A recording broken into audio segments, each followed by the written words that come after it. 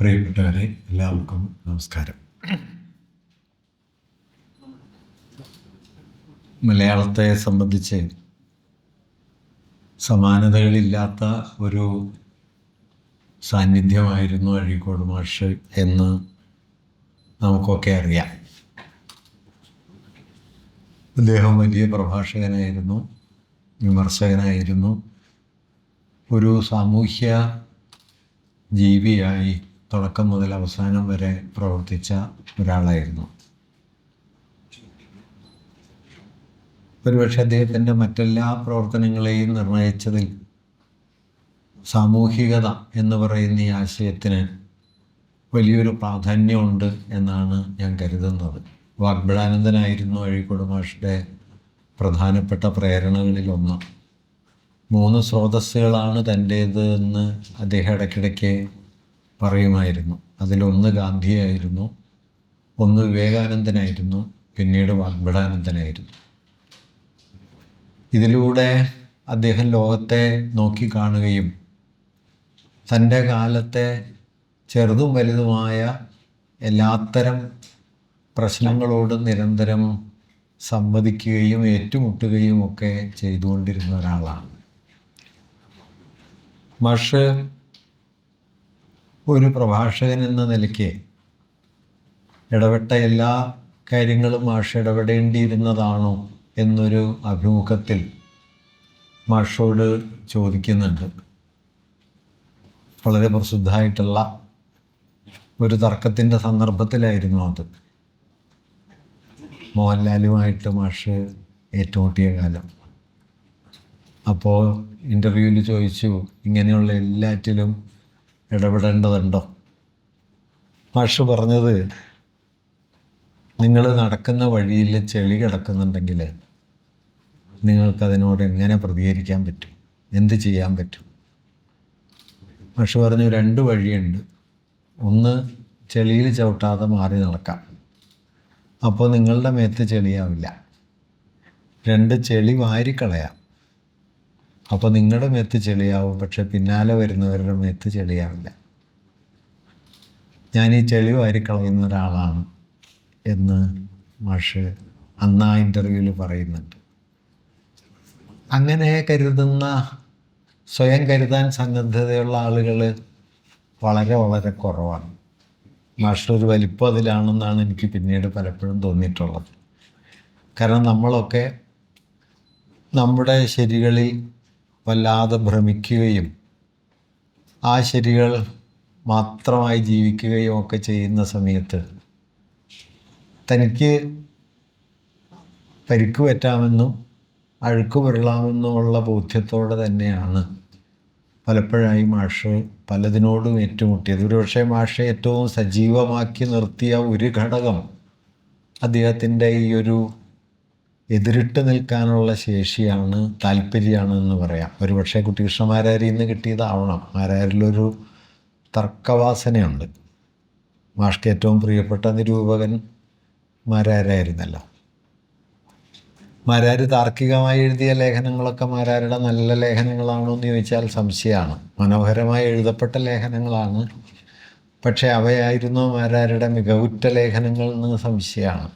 അതിപ്പോൾ ലീല ഭർതൃകാതിനിയാണ് എന്ന് പറയുന്നതായാലും മുണ്ടക്കൽ സന്ദേശം മുഴുത്ത ചിരിയാണെന്ന് പറയുന്നതായാലും ഒക്കെ തർക്കം വളരെ പ്രബലമാണ്, പ്രധാനമാണ്. പക്ഷേ ആ രചനകളൊന്നും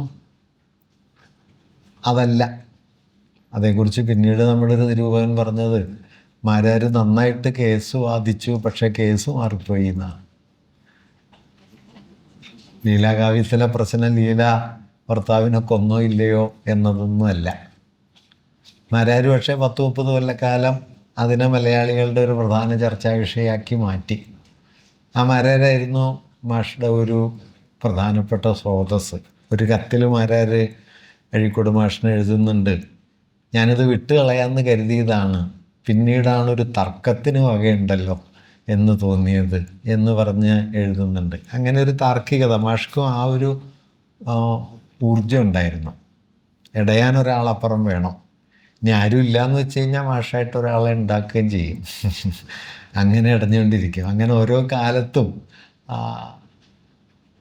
വലിയ ഏറ്റുമുട്ടലുകൾ മാഷ് നടത്തി. നിർഭയമായ ഏറ്റുമുട്ടലുകളായിരുന്നു. ഇന്ന് തിരിഞ്ഞു നോക്കുമ്പോൾ അതൊക്കെ എത്ര വലുതായിരുന്നു എന്ന് തോന്നുന്നുണ്ട്. ഇപ്പോൾ കേരളത്തിലെ മുഖ്യമന്ത്രിമാരിൽ ഒരാളോട് അദ്ദേഹം ഒരുപാട് ഏറ്റുമുട്ടി. അപ്പോൾ പറവൂര് കേസരി ബാലകൃഷ്ണപിള്ളയുടെ ശതാബ്ദി സമയത്ത് സമാപന സമ്മേളനത്തിലെ പ്രസംഗം അഴീക്കോട് മാഷയായിരുന്നു മുഖ്യപ്രഭാഷണം. സാന്ദർഭികമായിട്ട് പറയട്ടെ, കേസരിയെക്കുറിച്ച് അഴീക്കോട് മാഷ് നടത്തിയ വിലയിരുത്തൽ തീർത്തും തെറ്റായിരുന്നു എന്ന് കരുതുന്ന ഒരാളാണ് ഞാൻ. അത് മാഷും പിന്നീട് ഒരു ഘട്ടത്തിൽ പറയുന്നുണ്ട് കേട്ടോ. കേസരിയുടെ 50ാം ചരമവാർഷികത്തിൽ 2010 തൃശ്ശൂർ നടത്തിയ സെമിനാറിൽ ഉദ്ഘാടനം ചെയ്തുകൊണ്ട് മാഷ് പറഞ്ഞത്, കേസരി ഒരു സാഹിത്യ വിമർശകനായിരുന്നു എന്നാണ് ഞങ്ങളൊക്കെ ധരിച്ചത്, പക്ഷേ കേസരി വാസ്തവത്തിൽ ഒരു ജീവിത വിമർശകനായിരുന്നു. അത് മനസ്സിലാക്കാൻ ഞങ്ങൾ കുറേയേറെ വൈകി എന്ന് അദ്ദേഹം അന്ന് പറയുന്നുണ്ട്. വടക്കൻകൂർ രാജരാജവർമ്മയെ പോലെ കൃത്രിമമായി സാഹിത്യകൃതികളെ സാങ്കേതികമായി പരിശോധിച്ച ഒരാളായിട്ടാണ് മാഷിൻ്റെ മലയാള സാഹിത്യ വിമർശന ചരിത്രത്തിൽ കേസരി അദ്ദേഹം സ്ഥാനപ്പെടുത്തിയിട്ടുള്ളത്. ഞാൻ കരുതുന്നത് കേസരിയെക്കുറിച്ച് നടത്താവുന്ന വളരെ തെറ്റായൊരു വിലയിരുത്തലാണ് അത് എന്നാണ്. അത് മറ്റൊരു കാര്യം. അത്തരം വിലയിരുത്തലുകൾ എല്ലാവർക്കും പാളിപ്പോകാം. അത് കേസരിക്കും പാളിപ്പോയിട്ടുണ്ടാവാം, മാഷ്ക്കും പാളിപ്പോയിട്ടുണ്ടാവാം. മാഷ് അത് തിരിച്ചറിയുന്നുണ്ട് എന്നാണ് ഞാൻ മനസ്സിലാക്കിയത്. അപ്പോൾ പറവൂര് കേസരി ശതാബ്ദിയുടെ സമാപന പ്രഭാഷണത്തിൽ പറവൂർ മുനിസിപ്പൽ ചെയർമാനാണ് സ്വാഗതം പറഞ്ഞത്. അപ്പം അതുവരെ രാഷ്ട്രപതിയൊക്കെ വന്ന സമ്മേളനമായിരുന്നു, ശങ്കർദയാൽ ശർമ്മയൊക്കെ വന്ന കാലം. ഇതെല്ലാം പറഞ്ഞു. എന്നിട്ട് ഈ വന്ന ആളുകളുടെ പേരുവിവരങ്ങളൊക്കെ പറഞ്ഞു. ഇതെല്ലാം കഴിഞ്ഞ് സമാപന സമ്മേളനത്തിലെ ഉദ്ഘാടന പ്രസംഗം മാഷ് തുടങ്ങുമ്പോൾ മാഷ് പറഞ്ഞു തുടങ്ങുന്നത്, ഇവിടെ ചെയർമാൻ പറഞ്ഞു കേട്ട പേരുകളൊക്കെ ശ്രദ്ധിച്ചിരുന്നപ്പോൾ ഇവിടെ വരാൻ പാടില്ലാത്ത ചിലരും വന്നതായിട്ട് ഞാൻ മനസ്സിലാക്കി. അടുത്ത വരി, പിന്നെ ചിലതൊന്നും നമുക്ക് ഒഴിവാക്കാൻ പറ്റില്ല. ഇപ്പം ഞാൻ വരുമ്പോൾ കൂടെ എൻ്റെ ചെരുപ്പ് വരും. ഇങ്ങനെ ഒരു ടോണിലാണ് മാഷ് അന്ന് ഉടനീളം കേരളത്തിലെ ഏറ്റവും പ്രബലയായ ആൾദൈവത്തെ ഒരു മടിയുമില്ലാതെ കടന്നാക്രമിച്ച മാഷെ ഞാൻ ഓർക്കുന്നുണ്ട്. ബാബറി മസ്ജിദ് പൊളിച്ചതിന് തൊട്ട് പിന്നാലെയുള്ള ദിവസങ്ങളിൽ 7 ദിവസക്കാലം തൃശ്ശൂർ ഭാരതീയത എന്ന പേരിൽ എന്താണ് ഭാരതത്തിൻ്റെ ബഹുസ്വര പാരമ്പര്യം എന്ന് പറഞ്ഞ മാഷെയും നമ്മൾ ഓർക്കുന്നുണ്ട്. അന്ന് മാഷ് പറയുന്നുണ്ട്, 5 മഹാചക്രവർത്തിമാർ ഇന്ത്യയിലുണ്ടായതിൽ ഒരാളെ ഹിന്ദുവായിട്ടുള്ളൂ. മാഷ ലളിത യുക്തിയാണ്, പക്ഷെ അത് വളരെ സ്ട്രൈക്കിംഗ് ആണ്. അദ്ദേഹം പറയുന്നുണ്ട്, 2 പേര് ബൗദ്ധരായിരുന്നു. ഒന്ന് അശോകനും മറ്റൊന്ന് ഹർഷവർദ്ധനനും. ഈ പേരെല്ലാം പറഞ്ഞിട്ട് പറയും കേട്ടോ, ഇതാണ് ശ്രദ്ധിക്കേണ്ടതെന്ന് പറയും. ഹർഷവർദ്ധനൻ ഒരു രാജാവിന് കിട്ടാവുന്ന നല്ല പേരാണ്. അശോകൻ എന്ന് പറയും. ഒരാൾ ജൈനനായിരുന്നു, ചന്ദ്രഗുപ്ത മൗര്യൻ. ഒരാൾ മുസൽമാനായിരുന്നു, അക്ബർ. ഒരാൾ ഹിന്ദുവായിരുന്നു, വിക്രമാദിത്യൻ. ഇത്രയും പറഞ്ഞിട്ട് മാഷ് പറയുക, അതുകൊണ്ട് കണക്ക് പറയുകയാണെങ്കിൽ 5-1 കണക്കേ പറയാൻ പാടുള്ളൂ, പക്ഷേ ഇപ്പം 5-5 കണക്കാണ് പറയുന്നത് എന്ന് പറഞ്ഞ് ഇങ്ങനെ ഇന്ത്യയുടെ പാരമ്പര്യത്തെ, അതിപ്പം തത്വമസി എടുത്തു നോക്കിയാൽ അറിയാം.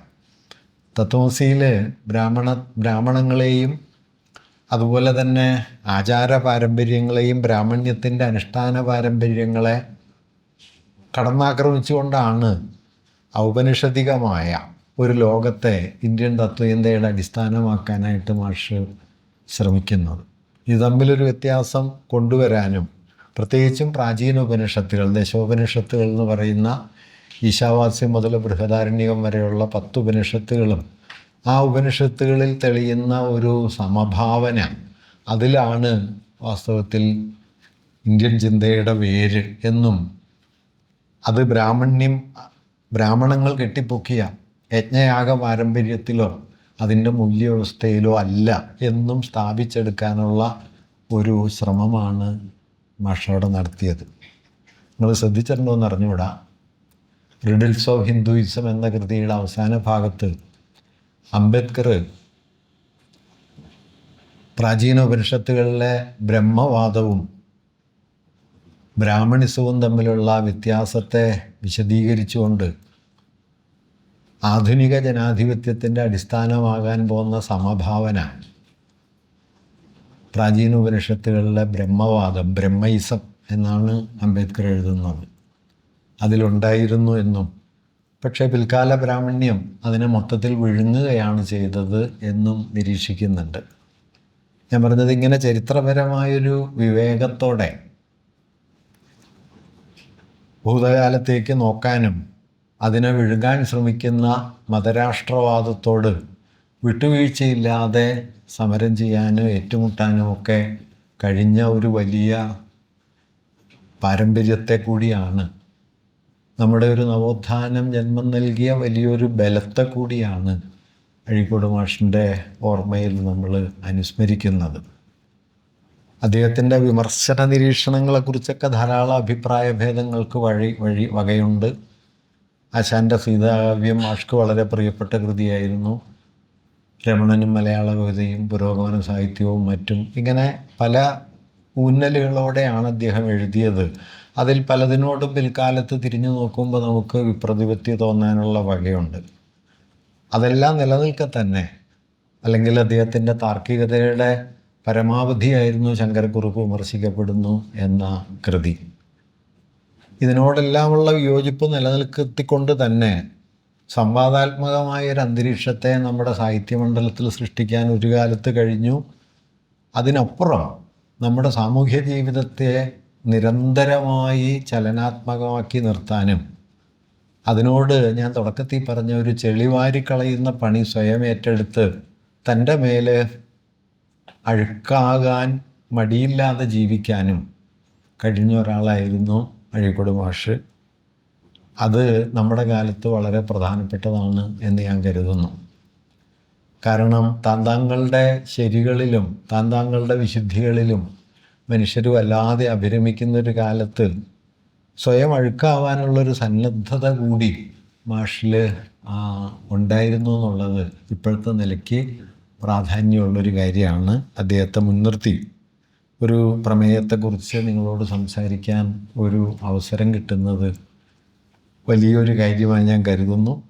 മാഷുടെ ഓർമ്മകൾക്ക് ആദരാഞ്ജലികൾ അർപ്പിക്കുന്നു. ഇങ്ങനെ ഒരു പ്രഭാഷണത്തിനായി എന്നെ ക്ഷണിച്ചതിന് പ്രത്യേകമായ കൃതജ്ഞത ഞാൻ ആദ്യമേ തന്നെ രേഖപ്പെടുത്തുകയും ചെയ്യുന്നു. 2 ഗാനങ്ങൾ 2 ദേശഭാവനകൾ എന്ന ശീർഷകത്തിലാണ് ഈ സ്മാരക പ്രഭാഷണം ഞാൻ ആസൂത്രണം ചെയ്തിട്ടുള്ളത്. ആധുനിക ഇന്ത്യയുടെ ചരിത്രത്തിലെ ചില ഗാനങ്ങളും ചില മുദ്രാവാക്യങ്ങളും വല്ലാതെ പ്രാധാന്യം നേടിയിട്ടുണ്ട്. പ്രത്യേകിച്ചും ആധുനിക ഇന്ത്യയെ രൂപപ്പെടുത്തുന്നതിൽ 3 ഗാനങ്ങളുണ്ടെന്ന് പറയാം, 2 അല്ല. ഒന്ന് വന്ദേമാതരമാണ്, മറ്റൊന്ന് ജനഗണമനയാണ്, ഇനിയൊന്ന് മുഹമ്മദ് ഇക്ബാലിൻ്റെ സാരേ ജഹാൻ സെ അച്ഛ എന്ന കൃതിയാണ്. 1870 തുടക്കത്തിലായിരിക്കണം ബങ്കിംചന്ദ്ര ചാറ്റർജി വന്ദേമാതരം എഴുതിയത്. കൃത്യം വർഷം ഇപ്പോഴും വ്യക്തമല്ല. 1875 എന്ന് നാം പൊതുവെ കരുതിപ്പോരുന്നുണ്ട്. ഇപ്പോൾ 120ാം വാർഷികമൊക്കെ അതിൻ്റെ ആഘോഷിക്കുന്നുണ്ട്. അതിനൊരടിസ്ഥാനം ഉള്ളത് 1907 അരവിന്ദ ഘോഷ് 35 കൊല്ലം മുമ്പാണ് വന്ദേമാതരം എഴുതപ്പെട്ടത് എന്ന് നടത്തുന്നൊരു പ്രസ്താവനയാണ്. അത് വസ്തുതാപരമാണോ എന്ന സംശയമാണ്. കാരണം വന്ദേമാതരം ഒറ്റയടിക്ക് എഴുതിയ കൃതിയല്ല എന്നാണ് അതേക്കുറിച്ച് സൂക്ഷ്മമായി പഠിച്ച ആ ഗാനത്തിൻ്റെ തന്നെ ഒരു ജീവചരിത്രം എന്ന പേരിൽ വളരെ വിപുലമായ ഒരു ഗ്രന്ഥം എഴുതിയ സവ്യസാചി ഭട്ടാചാര്യ എന്നു പേരായ ചരിത്രകാരൻ പറയുന്നത്. അദ്ദേഹം പറയുന്നത് 1870കളുടെ തുടക്കത്തിൽ എപ്പോഴോ ഇന്നത്തെ വന്ദേമാതരത്തിൻ്റെ ആദ്യത്തെ 2 ഖണ്ഡങ്ങളാണ് ബങ്കിംചന്ദ്രൻ ആദ്യം എഴുതിയത് എന്നാണ്. ഇപ്പോൾ അതിന് 28 വരികളുണ്ട്. അതിൽ 12 വരികളാണ് ആദ്യഘട്ടത്തിൽ എഴുതിയത്. ആ 12 വരികൾ 2 ഖണ്ഡങ്ങളാണ്. അതിലെ രണ്ടാമത്തെ ഖണ്ഡം ആരംഭിക്കുന്നത് അതിൻ്റെ തുടക്കത്തിൽ സപ്തകോടി കണ്ഠകള നിനാദം എന്ന ഒരു പ്രയോഗമുണ്ട്. 7 കോടി കണ്ഠങ്ങളിൽ നിന്ന് ഉയരുന്ന കളകള ശബ്ദം എന്ന്. സവ്യസാചി ഭട്ടാചാര്യ അതേക്കുറിച്ച് പറയുന്നത് 1871 ഇന്ത്യയിലെ പ്രത്യേകിച്ചും ബംഗാൾ പ്രൊവിൻസിൽ സെൻസസ് നടക്കുന്നത്. ആ സെൻസസിലാണ് ബംഗാളിലെ ജനസംഖ്യ, ഇന്നത്തെ ബംഗാളല്ല, ഇന്നത്തെ ബീഹാറും കിഴക്കൻ ബംഗാളും എല്ലാം ഉൾപ്പെട്ട മേഖല, അവിടുത്തെ ജനസംഖ്യ 7 കോടിയായിട്ട് കണക്കാക്കപ്പെട്ടത്. ആ 7 കോടിയാണ് ബങ്കിംചന്ദ്രൻ സൂചിപ്പിക്കുന്നത്. 1872 7 കോടി ജനസംഖ്യയെ മുൻനിർത്തി അദ്ദേഹം ഒരു ലേഖനം എഴുതുന്നുണ്ട്. അതുകൊണ്ട് 1870കളുടെ ആരംഭത്തിൽ എപ്പോഴോ ഈ ഗാനത്തിൻ്റെ ആദ്യ ഭാഗം എഴുതപ്പെട്ടിട്ടുണ്ട് എന്ന് അദ്ദേഹം കരുതുന്നു. അതേക്കുറിച്ചുള്ള ജനഗണമനയുടെ ജീവചരിത്രം എഴുതിയ രുദ്രാംശു മുഖർജി പറയുന്നൊരു കാര്യം, ബങ്കിംചന്ദ്രൻ എപ്പോഴോ 1870കളുടെ തുടക്കത്തിൽ എപ്പോഴോ എഴുതിയ ഈ ആദ്യ ഭാഗം അദ്ദേഹം തന്നെ ഒരു കടലാസിൽ എഴുതി സൂക്ഷിച്ചിരുന്നു എന്നും ബങ്കിംചന്ദ്രൻ പ്രസിദ്ധീകരിച്ചിരുന്ന ബംഗദർശൻ എന്ന മാസികയിൽ ഒരു ലക്കത്തിൽ വേണ്ടത്ര മാറ്റർ ഇല്ലാത്ത സമയത്ത് പ്രൂഫ് റീഡറായ രാമചന്ദ്ര മുഖർജി അദ്ദേഹം അതെടുത്ത് അതിൽ അച്ചടിച്ചു എന്നുമാണ് രുദ്രാംശു മുഖർജി പറയുന്നത്. അന്നൊട്ടും ഇതിന് വലിയ പരിവേഷങ്ങളൊന്നുമില്ല. ഒരു സാധാരണ ഗാനം, ഭൂമിയെ പ്രകീർത്തിക്കുന്ന, പ്രത്യേകിച്ചും ബംഗാളിനെ പ്രകീർത്തിക്കുന്ന ഒരു ഗാനം എന്ന നിലയിലാണത് വരുന്നത്. ആദ്യത്തെ 12 വരികൾ വളരെ സരളമായ കൃതികൾ, സുജലാം സുഫലാം മലയജ ശീതളാം സസ്യശ്യാമളാം എന്നെല്ലാം സംഗീതാത്മകമായിട്ട് വരുന്ന ഭാഷ, അങ്ങനെ ഒരു രൂപമാണ്. അതാണ് വന്ദേമാതരത്തിൻ്റെ ആദ്യത്തെ പടവ്, ഒരു സാധാരണ ഗാനം. പിന്നീട് ബങ്കിംചന്ദ്രൻ 1881 ആനന്ദമഠം എന്ന നോവൽ എഴുതി. ആനന്ദമഠം എന്ന നോവലിൻ്റെ പ്രമേയം ബംഗാളിലെ സന്യാസി സംഘം ബംഗാൾ ഭരിച്ചിരുന്ന നവാബുമാർക്കും ബംഗാളിലെ നവാബുമാർക്ക് പിന്തുണയായിട്ട് നിന്ന ബ്രിട്ടീഷ് ഭരണകൂടത്തിനുമെതിരെ നടത്തുന്ന സായുധ കലാപത്തിൻ്റെ കഥയായിട്ടാണ് ആനന്ദമഠം ഭാവന ചെയ്തിട്ടുള്ളത്. അതിൽ 4-5 സ്ഥലങ്ങളിൽ ഈ വന്ദേമാതരം എന്ന ഗാനം സന്യാസി സംഘം ആലപിക്കുന്നതായിട്ട് കഥയിൽ വരുന്നുണ്ട്. ആ നോവലിൻ്റെ ഭാഗമായി മാറുന്നതോടെയാണ് ഈ ഗാനം അതിൻ്റെ ആദ്യ 2 ഖണ്ഡങ്ങളിലെ സ്വഭാവത്തിനപ്പുറം കടന്ന് അത് മാതൃദേവത എന്ന സങ്കല്പത്തിലേക്ക് എത്തുകയും ദുർഗാദേവിയോട് അത് സമീകരിക്കപ്പെടുകയും മതാത്മകമായ ധ്വനികളുള്ള ഒന്നായിട്ട് മാറുകയും ചെയ്യുന്നത്. ഇത് നോവലിൻ്റെ ഒരു കോണ്ടെക്സ്റ്റിൽ സംഭവിക്കുന്നൊരു കാര്യമാണ്. അത് 1881 അങ്ങനെ 19-ാം നൂറ്റാണ്ടിൽ തന്നെ ഈ ഗാനത്തിന് 2 ജീവിതങ്ങളുണ്ടായി. ആദ്യഘട്ടത്തിലെ കേവലമായ പ്രകൃതി വർണ്ണനാപരം എന്ന് പറയാവുന്ന ഒരു ലളിതഗാനം നോവലിൻ്റെ ഭാഗം എന്ന നിലയ്ക്ക് മതാത്മക ധ്വനികളുള്ള ഒരു ദേശസംഗീതം എന്നൊക്കെ വിളിക്കാവുന്ന ഒന്ന്. വളരെ വൈകാതെ അതിന് സംഗീതം നൽകി. ബങ്കിംചന്ദ്രൻ അതിന് നിർദ്ദേശിച്ചിരുന്നത് മൽഹാർ എന്ന രാഗമാണ്. മൽഹാർ രാഗത്തിൽ ആലപിച്ചു എന്നാണ് നോവലിൽ പറയുന്നത്. മൽഹാർ രാഗത്തിൽ പക്ഷേ ആ ഗാനം 2 പേർ ചിട്ടപ്പെടുത്തിയിരുന്നുവെങ്കിലും ബങ്കിംചന്ദ്രൻ അത് ഇഷ്ടമായില്ല. ബങ്കിംചന്ദ്രൻ അത് പിന്നീട് രവീന്ദ്രനാഥ ടാഗോർ ദേശീയരാഗത്തിൽ ചിട്ടപ്പെടുത്തി 1896 കൽക്കത്ത കോൺഗ്രസ് സമ്മേളനത്തിൽ ആലപിച്ചതാണ് അദ്ദേഹത്തിന് സ്വീകാര്യമായത്. ആനന്ദമഠത്തിൻ്റെ 3ാമത്തെ പതിപ്പ് മുതൽ ഈ ദേശീയരാഗത്തിൽ ചിട്ടപ്പെടുത്തിയ ആനന്ദമഠത്തിൻ്റെ സ്വരാങ്കനം, നൊട്ടേഷൻ അദ്ദേഹം അതിൽ പ്രസിദ്ധീകരിക്കുകയും ചെയ്തു പോന്നിട്ടുണ്ട്. ഒരു കാര്യം കൂടി പറയാം. ആനന്ദമഠത്തിൻ്റെ ആദ്യത്തെ 2 പതിപ്പുകളിൽ വന്ദേമാതരം അച്ചടിക്കുന്നത് ആ ഗാനത്തിൻ്റെ ആദ്യ 2 ഖണ്ഡങ്ങൾ ഉദ്ധരണി ചിഹ്നങ്ങൾക്കുള്ളിലും പിന്നീടുള്ള ഭാഗങ്ങൾ സ്വതന്ത്രമായിട്ടുമാണ്. അതും സവ്യസാചി ഭട്ടാചാര്യ എടുത്തു പറയുന്നുണ്ട്. ഇത് രണ്ടും തമ്മിലൊരു വ്യത്യാസമുണ്ടെന്ന് സൂചിപ്പിച്ചുകൊണ്ടാണ് ബങ്കിംചന്ദ്രൻ ആദ്യ 2 പതിപ്പുകളിൽ ഇത് അച്ചടിച്ചത്. 3-ാം പതിപ്പ് മുതലാണ് ഇത് മൊത്തത്തിൽ ഒരു ഗാനത്തിൻ്റെ സ്വഭാവം കൈവരിച്ച് അച്ചടിക്കപ്പെടാൻ തുടങ്ങിയത് എന്നാണ്. എന്തായാലും 19-ാം നൂറ്റാണ്ടിൽ ഇങ്ങനെ ഈ ഗാനത്തിന് 2 സ്വഭാവങ്ങൾ കൈവന്നു. ഒരു ഗാനം എന്ന നിലയിൽ വന്നു. 19-ാം നൂറ്റാണ്ടിൻ്റെ 2-ാം പകുതിയിൽ തന്നെ ഈ മാതൃദേവത എന്ന സങ്കല്പം ബംഗാളി സാഹിത്യത്തിൽ വേരുപിടിച്ചിരുന്നതായിട്ടാണ് സാഹിത്യ ചരിത്രകാരന്മാർ പലരും പറയുന്നൊരു കാര്യം. ഇപ്പം മൈക്കിൾ മധുസൂദൻ ദത്ത് അക്കാലത്ത് to the mother of Bengal എന്ന പേരിൽ കവിത എഴുതുന്നുണ്ട്. ഹേമേന്ദ്ര ബാനർജി എന്ന പേരായ ഒരാൾ ഭാരതജനനി എന്ന പേരിൽ ഒരു നാടകം എഴുതുന്നുണ്ട്. അതിനെ മുൻനിർത്തി ഭാരതേന്ദു ഹരിശ്ചന്ദ്ര അദ്ദേഹത്തിൻ്റെ കവിത എഴുതുന്നുണ്ട്. ഇങ്ങനെ 19-ാം നൂറ്റാണ്ട് അവസാനമാകുമ്പോൾ ഈ മാതൃഭൂമി എന്ന സങ്കല്പം ബംഗാളി ഭാവനയിൽ വേരുപിടിച്ചിട്ടുണ്ട്. ആ ബംഗാളി ഭാവനയുടെ തുടർച്ചയിലാണ് ഈ കവിതയും ബങ്കിംചന്ദ്രൻ രചിച്ചത് എന്നാണ് ഇതേക്കുറിച്ച് വിലയിരുത്തപ്പെടുന്നത്. അല്ലാതെ അതൊരു ദുർഗാസ്തുതിയായിട്ടല്ല എന്നാണ് സവ്യസാചി ഭട്ടാചാര്യയുടെയൊക്കെ അഭിപ്രായം. ബങ്കിംചന്ദ്രൻ സ്വയമേവ ഒരു വിഗ്രഹാരാധനാ വിരുദ്ധനായിരുന്നു. 1876 വിഗ്രഹാരാധനയ്ക്കെതിരെ ബങ്കിംചന്ദ്രൻ വിശദമായിട്ട് എഴുതിയിട്ടുണ്ട്. വിഗ്രഹാരാധന ഒരു ജനതയുടെ പുരോഗതിയെ തടയുന്ന ഒന്നാണ് എന്ന ബ്രഹ്മസമാജത്തിൻ്റെയൊക്കെ വിശ്വാസത്തോട് വലിയ അടുപ്പമുള്ള ഒരാളായിരുന്നു. അപ്പം അതുകൊണ്ട് തന്നെ അങ്ങനെ ഒരാൾ ഈ ദേവതാസ്തുതി പോലെ ഒരു കവിത സ്വയമേവ എഴുതില്ല എന്നാണ് ഭട്ടാചാര്യയുടെയൊക്കെ നിരീക്ഷണം.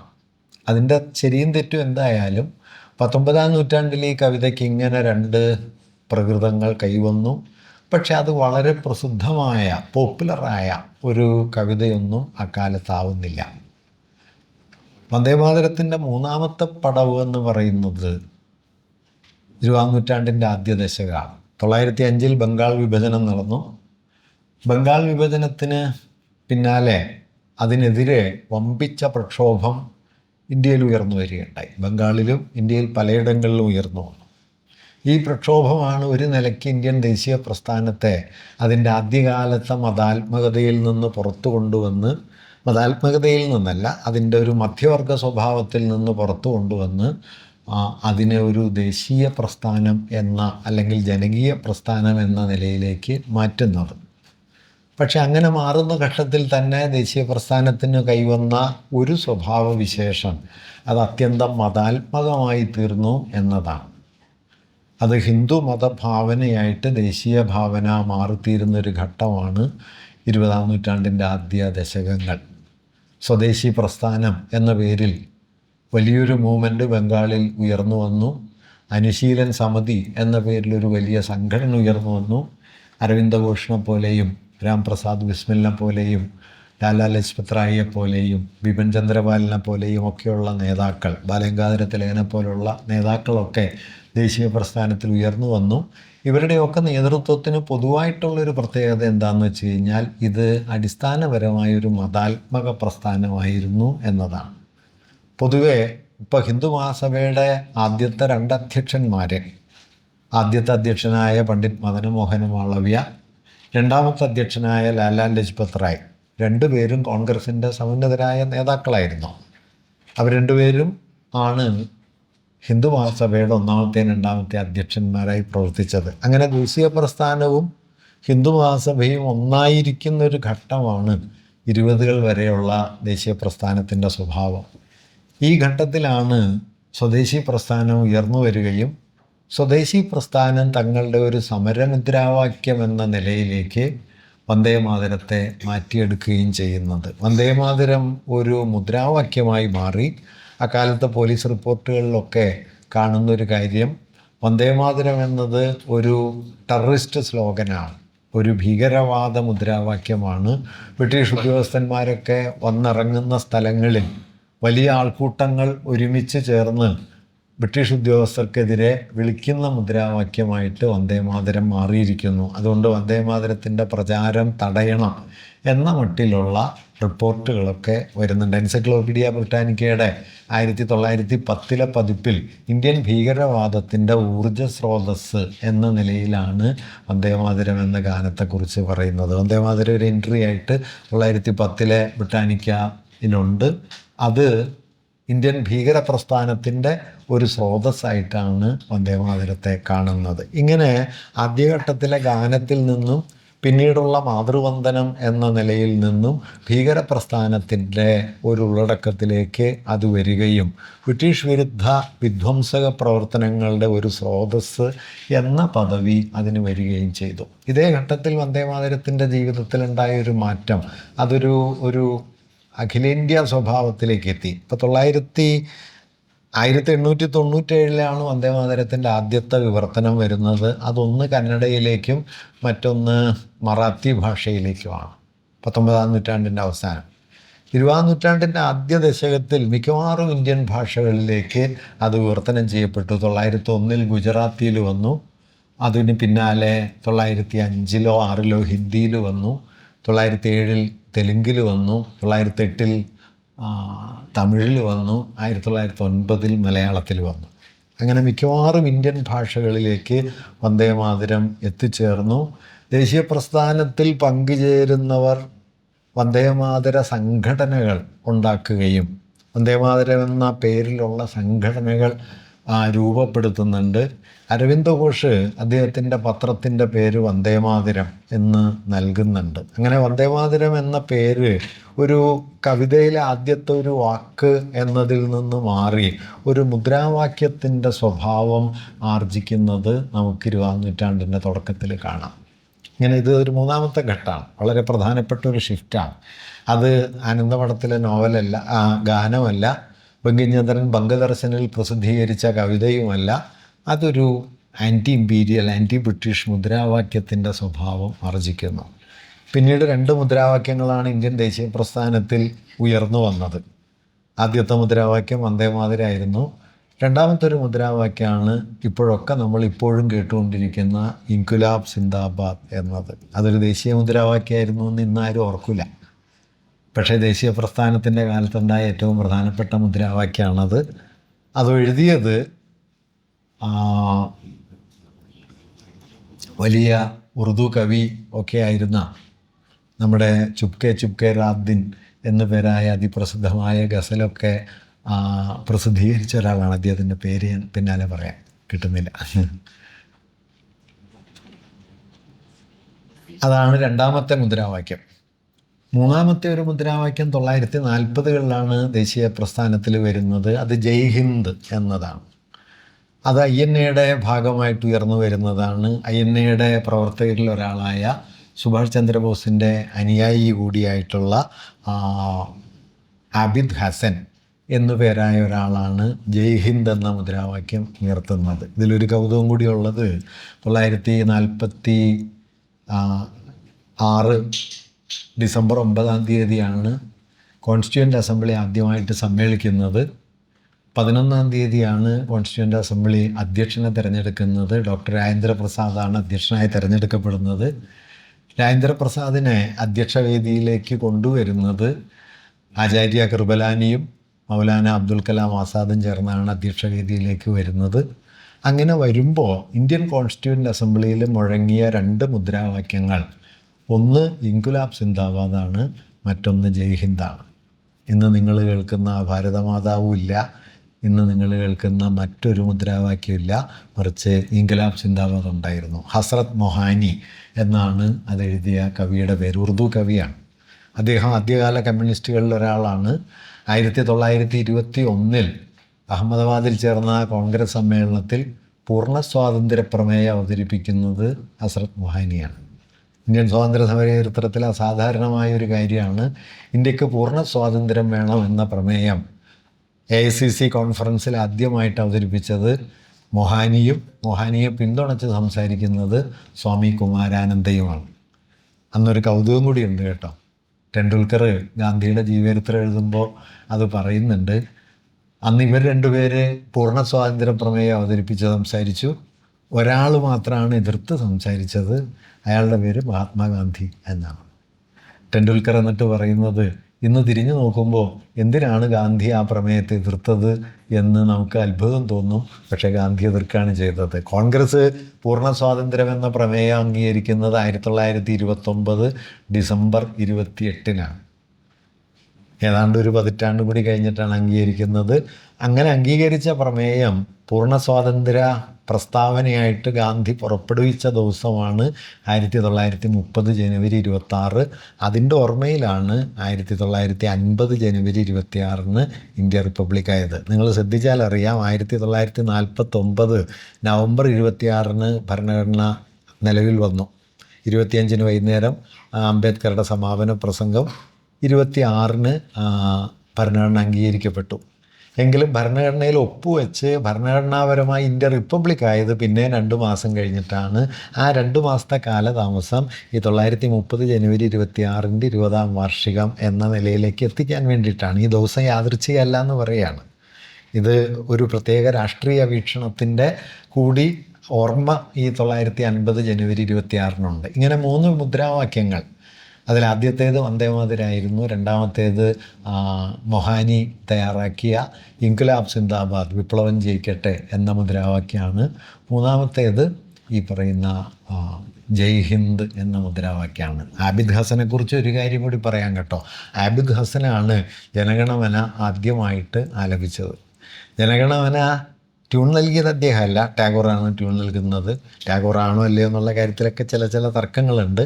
എങ്കിലും 1911 കൽക്കട്ടയിൽ തന്നെ ചേർന്ന കോൺഗ്രസ് സമ്മേളനത്തിൽ ടാഗോർ ആലപിച്ചു എന്നാണ് അതിനെക്കുറിച്ചുള്ള പൊതുവിൽ അംഗീകരിക്കപ്പെട്ട ഒരു വീക്ഷണം. എങ്കിലും യൂറോപ്പിൽ ഇത് ഇന്ത്യയുടെ ദേശീയ ഗാനം, അന്നത് ഇന്ത്യയുടെ ദേശീയ ഗാനമൊന്നായിട്ടല്ല, ഒരു ഗാനം ടാഗോർ എഴുതുന്നു, ആലപിക്കുന്നു. ഇന്ത്യൻ ദേശീയതയുടെ ഒരു ഗാനമായിട്ട് ജനഗണമനയെ ഏറ്റെടുത്തത് INA, സുഭാഷ് ചന്ദ്രബോസിൻ്റെ INA. INA യൂറോപ്യൻ ഓഫീസിൻ്റെ ഉദ്ഘാടന വേളയിലാണ് ആബിദ് ഹസനും മുംതാസ് ഹുസൈൻ എന്നു പേരായ 2 പേർ ചേർന്നാണ് ആദ്യമായിട്ട് ഈ ഗാനം ആലപിക്കുന്നത്.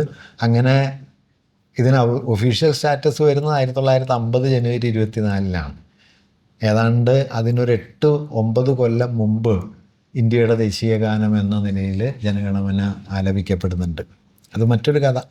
ഇപ്പം ഞാൻ പറഞ്ഞു വന്നത്, ഈ വന്ദേമാതരത്തിൻ്റെ 3 പടവുകൾ നോക്കിയാൽ മൂന്നാമത്തെ പടവിലെത്തുമ്പോൾ അതൊരു ആൻറ്റി ബ്രിട്ടീഷ് സ്ലോഗൻ എന്ന നിലയിലേക്ക് മാറുകയും ബ്രിട്ടീഷ് വിരുദ്ധമായ വിധ്വംസക പ്രവർത്തനങ്ങളുടെ ബോംബെറിയുക, മറ്റേ ബ്രിട്ടീഷ് ഉദ്യോഗസ്ഥന്മാരെ ആക്രമിക്കുക തുടങ്ങിയവയൊക്കെ നടക്കുന്ന സന്ദർഭങ്ങളിൽ ആൾക്കൂട്ടം മുഴക്കുന്നൊരു മുദ്രാവാക്യമായിട്ട് വന്ദേമാതരം മാറി. ഈ ഘട്ടത്തിൽ തന്നെയാണ് വന്ദേമാതരത്തെ ചൊല്ലിയുള്ള തർക്കങ്ങൾ വരുന്നത്. ഞാൻ നേരത്തെ പറഞ്ഞതുപോലെ ഇന്ത്യൻ ദേശീയ പ്രസ്ഥാനത്തിനകത്ത് മതാത്മകതയുടെ പിടിമുറുക്കം ഈ ഘട്ടത്തിൽ രൂപപ്പെട്ടു. ഈ മതാത്മകത ഏതളവ് വരെ പോയി എന്ന് ചോദിച്ചാൽ, ഞാൻ നേരത്തെ പറഞ്ഞ അനുശീലൻ സമിതി, രാംപ്രസാദ് ബിസ്മിലിനെ പോലുള്ള ആളുകളൊക്കെ അനുശീലൻ സമിതിയിൽ നിന്നുണ്ടായതാണ്. ബ്രിട്ടീഷുകാർ ഇന്ത്യയിൽ നേരിട്ട ഏറ്റവും പ്രധാനപ്പെട്ട ഒരു എതിർപ്പ് അനുശീലൻ സമിതിയുടെയാണ്. അനുശീലൻ സമിതിയുടെ ഒരു നിബന്ധന എന്തായിരുന്നു എന്ന് വെച്ച് കഴിഞ്ഞാൽ, അതിൽ മുസ്ലിങ്ങളെ അംഗങ്ങളാക്കില്ല എന്നതായിരുന്നു. അപ്പോൾ ദേശീയ പ്രസ്ഥാനത്തിൻ്റെ ഉള്ളടക്കത്തിൽ വന്ന ഈ കടുത്ത മതാത്മകത അത് വന്ദേമാതരവുമായിട്ട് കൂടിക്കുഴയുകയും വന്ദേമാതരത്തിൻ്റെ ആലാപനം ഒരു ദേശീയ ഗീതം എന്നതിനപ്പുറം മുസ്ലിം വിരുദ്ധമായ ഒന്നായിട്ട് പതിയെ മാറുകയും ചെയ്തു. 20കളിൽ നിസ്സഹകരണ പ്രസ്ഥാനത്തിൻ്റെ ഘട്ടമാകുമ്പോഴേക്കും ഇന്ത്യയിൽ കമ്മ്യൂണൽ പോളറൈസേഷൻ ശക്തമായി തുടങ്ങി. പല ഘട്ടങ്ങളിൽ മുസ്ലിങ്ങൾക്കെതിരായ വർഗീയ ആക്രമണങ്ങൾ നടന്നു. ഈ ആക്രമണ സന്ദർഭങ്ങളിൽ ചിലപ്പോഴെങ്കിലുമൊക്കെ വിളിക്കപ്പെടുന്ന ഒരു മുദ്രാവാക്യമായിട്ട്, ഒരു പോർവിളി പോലെ, ഒരു വാർക്രൈ എന്നാണ് ഭട്ടാചാര്യ അതിനെക്കുറിച്ച് എഴുതുന്നത്. അങ്ങനെ ഒരു മുസ്ലിം വിരുദ്ധ മുദ്രാവാക്യം എന്ന നിലയിലേക്ക് ഒരു ഘട്ടത്തിൽ ഇത് വരുന്നു. അതോടെയാണ് വന്ദേമാതരം ഒരു തർക്ക വിഷയമാകുന്നത്. മുഹമ്മദ് അലി ജിന്നയും മുസ്ലിം ലീഗും കോൺഗ്രസിനകത്ത് തന്നെ പലരും വന്ദേമാതരത്തിൻ്റെ ദേശീയ ഗാന പദവിയെക്കുറിച്ച് സംശയാലുക്കളായി. 1930കളായപ്പോഴേക്കും വന്ദേമാതരം എങ്ങനെയാകണം എന്നതിനെക്കുറിച്ച് ധാരാളം ചർച്ചകൾ വന്നു. ആ ചർച്ചകളുടെ പശ്ചാത്തലത്തിൽ 1937 ഒക്ടോബറിൽ ചേർന്ന കോൺഗ്രസിൻ്റെ വർക്കിംഗ് കമ്മിറ്റിയാണ് ഒക്ടോബർ 27-ന് 1937 ഒക്ടോബർ 27-28 ചേർന്ന വർക്കിംഗ് കമ്മിറ്റിയിലാണ് വന്ദേമാതരത്തെ സംബന്ധിച്ച് അന്നത്തെ ഒരു തീരുമാനം എടുക്കുന്നത്. ആ തീരുമാനം ധാരാളം ചർച്ചകളുടെ പശ്ചാത്തലത്തിലാണ്. ഇപ്പോൾ ടാഗോറിനോടാണ് നെഹ്റു ചോദിക്കുന്നത്, ഈ ഗാനത്തിൻ്റെ ദേശീയ ഗാന പദവി എത്രത്തോളം സ്വീകാര്യമാണ്. ടാഗോർ സ്വദേശി പ്രസ്ഥാനത്തിൽ പങ്കെടുത്ത ആളാണ്. സ്വദേശി പ്രസ്ഥാനത്തിൽ പങ്കെടുക്കുകയും അതിൻ്റെ മുൻനിരയിൽ സമരം ചെയ്യുകയും ചെയ്ത ഒരാളാണ്. 1905 മുതൽ 8 വരെ സ്വദേശി പ്രസ്ഥാനത്തിൽ ടാഗോറുണ്ട്. പക്ഷേ 1908 ആയപ്പോഴേക്കും ടാഗോർ അതിൽ നിന്ന് പിൻവാങ്ങിയെന്ന് മാത്രമല്ല, ഒരുപക്ഷെ ലോകത്തിൻ്റെ ചരിത്രത്തിലെ ആദ്യത്തെ പ്രധാനപ്പെട്ട ദേശീയതാ വിമർശകനായി ടാഗോർ മാറിത്തീരുകയും ചെയ്തു.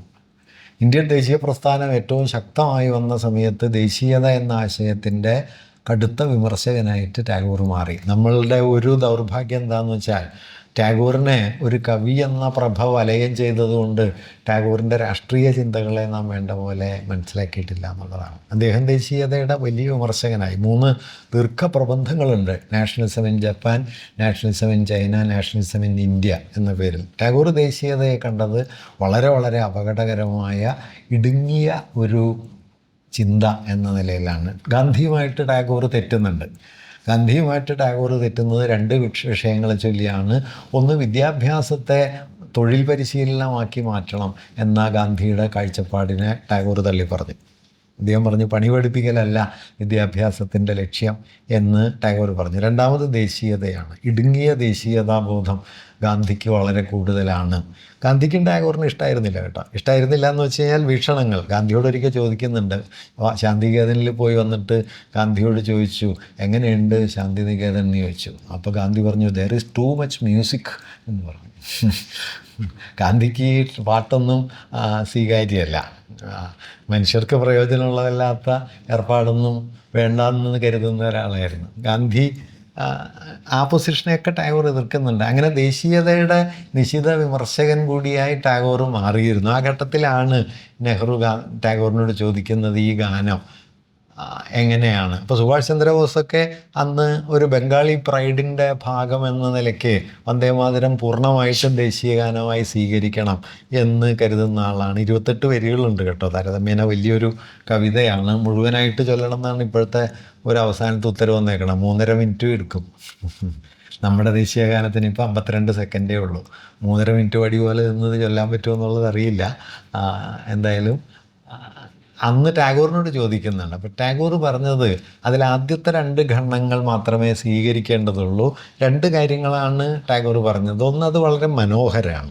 ആദ്യ ഖണ്ഡങ്ങളിലെ ഭാഷ നമുക്കറിയാമല്ലോ, സുജലാം സുഫലാം മലയജ ശീതളാം സസ്യശ്യാമളാം എന്ന് പറഞ്ഞിട്ട് ഭാഷാപരമായിട്ടും അതിൻ്റെ മ്യൂസിക്കാലിറ്റി കൊണ്ടും അതിൻ്റെ ഭാഷയുടെ തന്നെ ഒരു ടോണൽ എഫക്റ്റ്, ഒരു സോണിക് എഫക്റ്റ്, ഒരു ശാബ്ദിക മൂല്യം വെച്ചും വളരെ മനോഹരമാണ്. ആ ഭാഗമേ സ്വീകരിക്കേണ്ടതുള്ളൂ. തുടർന്ന് അങ്ങോട്ടുള്ള ഭാഗം അടിസ്ഥാനപരമായി ഒരു മുസ്ലിം വിരുദ്ധതയോ അല്ലെങ്കിൽ ഒരു തരം ഹൈന്ദവ മതാത്മകതയോ മുഴച്ചു നിൽക്കുന്നതാണ്. അതുകൊണ്ട് ആ ഭാഗം സ്വീകരിക്കേണ്ടതില്ല എന്ന് ടാഗോർ നെഹ്റുവിന് കത്തെഴുതുന്നുണ്ട്. അങ്ങനെ കത്തെഴുതിയതിൻ്റെ പേരിൽ ടാഗോറിൻ്റെ ജനപ്രീതി ബംഗാളിൽ അക്കാലത്ത് വലിയ തോതിൽ താഴോട്ട് പോവുകയും ചെയ്തു. ടാഗോർ ബംഗാളിനെ വഞ്ചിച്ചു എന്നാണ് അക്കാലത്ത് കണക്കാക്കിയിരുന്നത്. പക്ഷേ ടാഗോറിൻ്റെ ഒരു പൊസിഷൻ അതായിരുന്നു. ഞാൻ സാന്ദർഭികമായിട്ട് പറയാം, ദേശീയതയുടെ ഇത്രയും ശക്തനായ എതിരാളിയായ ടാഗോർ 3 രാജ്യങ്ങളുടെ ദേശീയ ഗാനത്തിൻ്റെ രചയിതാവാണ്. 1, 2 അല്ല 3 ഗാനങ്ങളുടെ. ഇന്ത്യയുടെ ദേശീയ ഗാനം നിങ്ങൾക്കറിയാമല്ലോ, ജനഗണമനയാണ്. ബംഗ്ലാദേശിൻ്റെ ദേശീയ ഗാനം അമർ സോന ബംഗ്ല എന്നത് ടാഗോർ എഴുതിയതാണ്. ശ്രീലങ്കയുടെ ദേശീയ ഗാനം ടാഗോറിൻ്റെ ഒരു കവിത അന്ന് വിശ്വഭാരതിയിൽ വിദ്യാർത്ഥിയായിരുന്ന ആനന്ദ സമരക്കൂൺ എന്നു പേരായ ഒരു കവി പരിഭാഷപ്പെടുത്തിയതാണ്. മാതാ ശ്രീലങ്ക എന്ന് പറയുന്ന ശ്രീലങ്കയുടെ ദേശീയ ഗാനം. അങ്ങനെ ലോകത്തെ ദേശീയതയുടെ ഏറ്റവും വലിയ വിമർശകൻ 3 രാജ്യങ്ങളുടെ ദേശീയ ഗാനത്തിൻ്റെ രചയിതാവായി എന്നുള്ളതാണ് ചരിത്രത്തിൻ്റെ ഒരു പ്രതികാരം എന്ന് വേണമെങ്കിൽ പറയാം. ഓരോരോ ടാഗോർ ദേശീയതയെക്കുറിച്ച് പറയുന്ന വാക്യങ്ങളൊക്കെ ഇന്ന് പറഞ്ഞാൽ നിങ്ങൾ രാജ്യദ്രോഹ കേസിൽ പ്രതിയാവും. അദ്ദേഹം പറയുന്നുണ്ട്, nationalism is a menace, it is the particular thing which lies under all the problems of India. ഇതൊരു നാശകാരിയായ ശല്യം നിറഞ്ഞ ഒരാശയാണ്. ഇന്ത്യ നേരിടുന്ന എല്ലാ പ്രശ്നങ്ങളുടെയും അടിസ്ഥാനം നാഷണലിസമാണ്. പിന്നെ പറയുന്നുണ്ട്, patriotism is not my spiritual shelter, my refuge is humanity. രാജ്യസ്നേഹം എൻ്റെ അഭയമല്ല, എൻ്റെ ആത്മീയ അഭയമല്ല, എൻ്റെ അഭയം മനുഷ്യവംശമാണ്. I will not allow patriotism to triumph over humanity as long as I live. ജീവിക്കുന്ന കാലത്തോളം മനുഷ്യവംശത്തിന് മുകളിൽ രാജ്യസ്നേഹം ഉയർന്നു വരാനായിട്ട് ഞാൻ അനുവദിക്കില്ല എന്നെല്ലാം അന്ന് ടാഗോർ പറയുന്നുണ്ട്. ടാഗോറിൻ്റെ നിശിതമായ വിമർശനമാണ്. ടാഗോർ എഴുതിയതായതുകൊണ്ടാണ് ആ ലേഖനമൊന്നും ബാൻ ചെയ്യപ്പെടാത്തത്. അല്ലെങ്കിൽ നിങ്ങളിപ്പോൾ വായിച്ചു നോക്കിയാൽ ആ ലേഖനങ്ങളൊക്കെ നോക്കിയാൽ എത്ര തീവ്രമായ വിമർശനമാണ്. നമ്മുടെ സ്വാതന്ത്ര്യത്തിൻ്റെ ഒരു വലിയ കഥയാണ് കേട്ടോ അത്. ഇങ്ങനെ ദേശീയതയെ എതിർത്ത, ഗാന്ധി അതിൻ്റെ പേരിൽ വിമർശിച്ച ടാഗോർ തന്നെയാണ് ഗാന്ധിയെ മഹാത്മാവെന്ന് വിളിച്ചത് ആദ്യമായിട്ട്. തിരിച്ച് ടാഗോറിനെ ഗുരുദേവ് എന്ന് വിളിക്കുന്നത് മഹാത്മാഗാന്ധിയാണ്. അവർക്കിടയിൽ അങ്ങനെയുള്ള ചില പാരസ്പര്യങ്ങളൊക്കെ ഉണ്ട്. ഇപ്പോൾ സുഭാഷ് ചന്ദ്രബോസ് ഗാന്ധിയുടെ കടുത്ത ശത്രുവായിരുന്നു, വലിയ എതിരാളിയായിരുന്നു. ഫാദർ ഓഫ് നാഷൻ എന്ന് വിശേഷിപ്പിക്കുന്നത് ബോസാണ്, സുഭാഷ് ചന്ദ്രബോസാണ്. ഇങ്ങനെയൊക്കെയുള്ള ഒരു കൊടുക്കൽ വാങ്ങലിൻ്റെ വലിയൊരു കഥ അന്നുണ്ട്. ഇങ്ങനെ നാലാം ഘട്ടമാകുമ്പോഴേക്കും ഇതൊരു കമ്മ്യൂണൽ ടോണുള്ള ഒരു കവിതയായിട്ട് മാറുകയും അതോടെ ഇതിൽ ആദ്യ ഖണ്ഡങ്ങൾ മാത്രമേ സ്വീകരിക്കേണ്ടതുള്ളൂ എന്നൊരു കാഴ്ചപ്പാട് ഉയർന്നു വരികയും ചെയ്തു. ആ കാഴ്ചപ്പാടിൻ്റെ തുടർച്ചയിലാണ് 1950 ജനുവരി 24 ഭരണഘടനയുടെ കരടിൽ ഔപചാരികമായി ഒപ്പുവെച്ച് അംഗീകരിക്കാനായിട്ട് കോൺസ്റ്റിറ്റ്യൂൻ്റ് അസംബ്ലി ചേരുന്ന സമയത്ത് അതിൻ്റെ തുടക്കത്തിലാണ് രാജേന്ദ്രപ്രസാദ്, അധ്യക്ഷനായിട്ടുള്ള രാജേന്ദ്രപ്രസാദ് ദേശീയ ഗാനത്തെ സംബന്ധിച്ച ഒരു പ്രസ്താവന നടത്താം. പ്രസ്താവനയും റെസല്യൂഷനും തമ്മിൽ വ്യത്യാസമുണ്ട്. സ്റ്റേറ്റ്മെൻറ്റ് ഡിബേറ്റബിൾ അല്ല, റെസല്യൂഷനാണെങ്കിൽ ചർച്ച ചെയ്ത് തീരുമാനിക്കണം. ഫൈനൽ ഡേ ആയതുകൊണ്ട് ഒരു സ്റ്റേറ്റ്മെൻറ്റ് എന്ന നിലയിൽ രാജേന്ദ്രപ്രസാദ് നടത്തുന്ന സ്റ്റേറ്റ്മെൻറ്റിലാണ് ജനഗണമന ദേശീയ ഗാനമായിട്ടും വന്ദേമാതരം ദേശീയ ഗീതമായിട്ടും, നാഷണൽ ആന്തവും നാഷണൽ സോങ്ങും എന്ന നിലയിൽ എന്ന നിലയിൽ അത് തീരുമാനിക്കുന്നത്.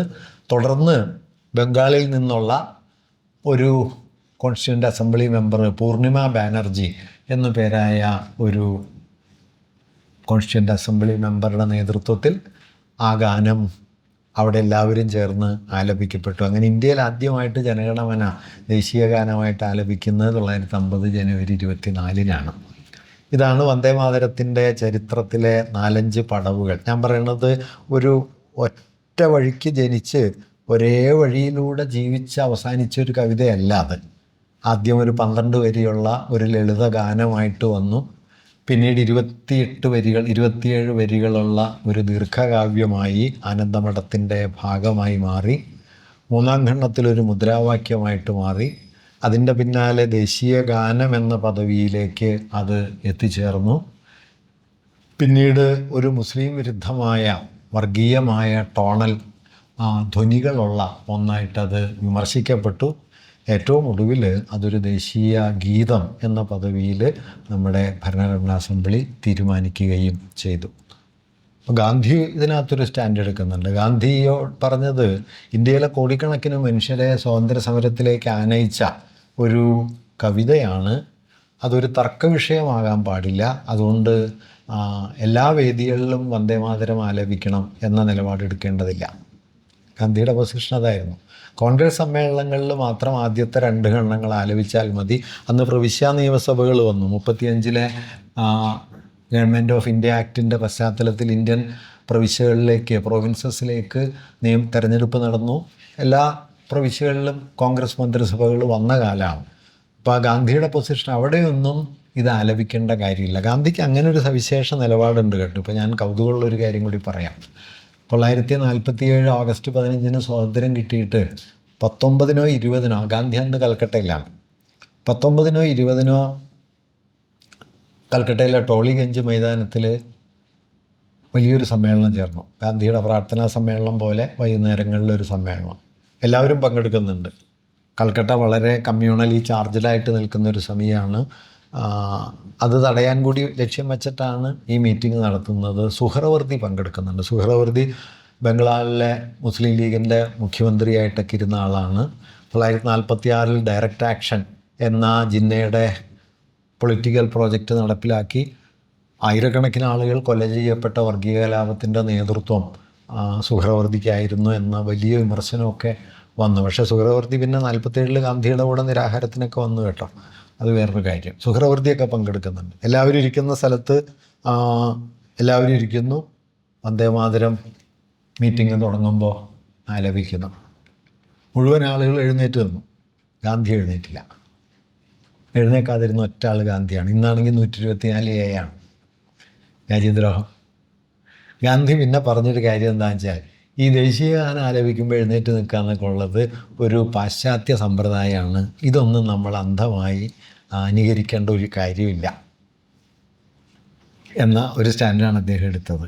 ഇതൊക്കെ നമ്മൾ ഓർക്കേണ്ടതാണ്. കാരണം ഇതിനെ എങ്ങനെയാണ് ആദരിക്കേണ്ടത് എന്നത്. ഗാന്ധി അതുകൊണ്ട് ഈ വന്ദേമാതരത്തിൻ്റെ കാര്യത്തിലെടുത്ത നിലപാട്, വന്ദേമാതരത്തിന് വലിയൊരു ചരിത്ര പൈതൃകമുണ്ട്. അതെന്താണെന്ന് വെച്ചാൽ ആയിരക്കണക്കിന് ആളുകൾ ആ മുദ്രാവാക്യം വിളിച്ച് ബ്രിട്ടീഷ് വിരുദ്ധ സമരത്തിലേക്ക് വന്ന ഒരു കവിതയാണ്. അതൊരു തർക്ക വിഷയമാകേണ്ടതില്ല. അതുകൊണ്ട് 100% സമ്മതമുള്ളവർ മാത്രം അത് പാടുക. പൊതുവേദികളിൽ അത് പാടണമെന്ന് നിർബന്ധം പിടിക്കേണ്ടതില്ല. കോൺഗ്രസ് സമ്മേളനങ്ങളിൽ അതിൽ ആദ്യത്തെ 2 ഖണ്ഡങ്ങൾ മാത്രം പാടിയാൽ മതി. ഇങ്ങനെ ഒരു തീർപ്പിലാണ് 1937 ഒക്ടോബർ 27, 28 തീയതികളിലായിട്ട് കോൺഗ്രസ് വർക്കിംഗ് കമ്മിറ്റിയുടെ തീരുമാനം ഉണ്ടാകുന്നത്. ഇതിൻ്റെ തുടർച്ചയിലാണ് 50 ജനുവരി 24 ഇതിൻ്റെ ആദ്യ ഖണ്ഡം മാത്രം ആലപിക്കുക എന്ന തീരുമാനത്തിലേക്ക് എത്തുന്നത്.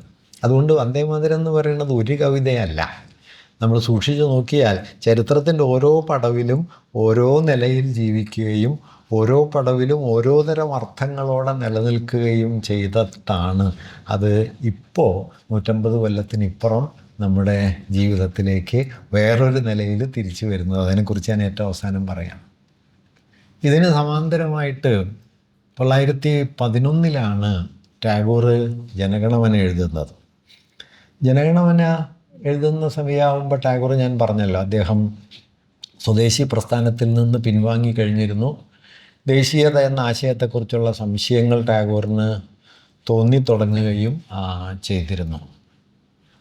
1911 ഇന്ത്യയിലൊരു പ്രത്യേക വർഷമാണ്.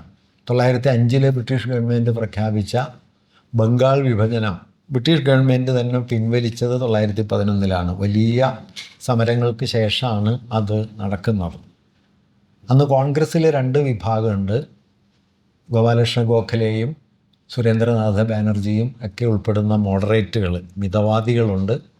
തിലകനും ബിപിൻ ചന്ദ്രപാലും ലാലാ ലജ്പത് റായും ഒക്കെ ഉൾപ്പെടുന്ന തീവ്രവാദികളും ഉണ്ട്. ജോർജ് 5-ാമൻ ചക്രവർത്തി 1911 ഡിസംബറിലാണ് കൽക്കട്ട സന്ദർശിക്കുന്നത്. അപ്പോൾ ആദ്യമായിട്ടാണ് ഒരു ബ്രിട്ടീഷ് ചക്രവർത്തി ഇന്ത്യ സന്ദർശിക്കുന്നത്.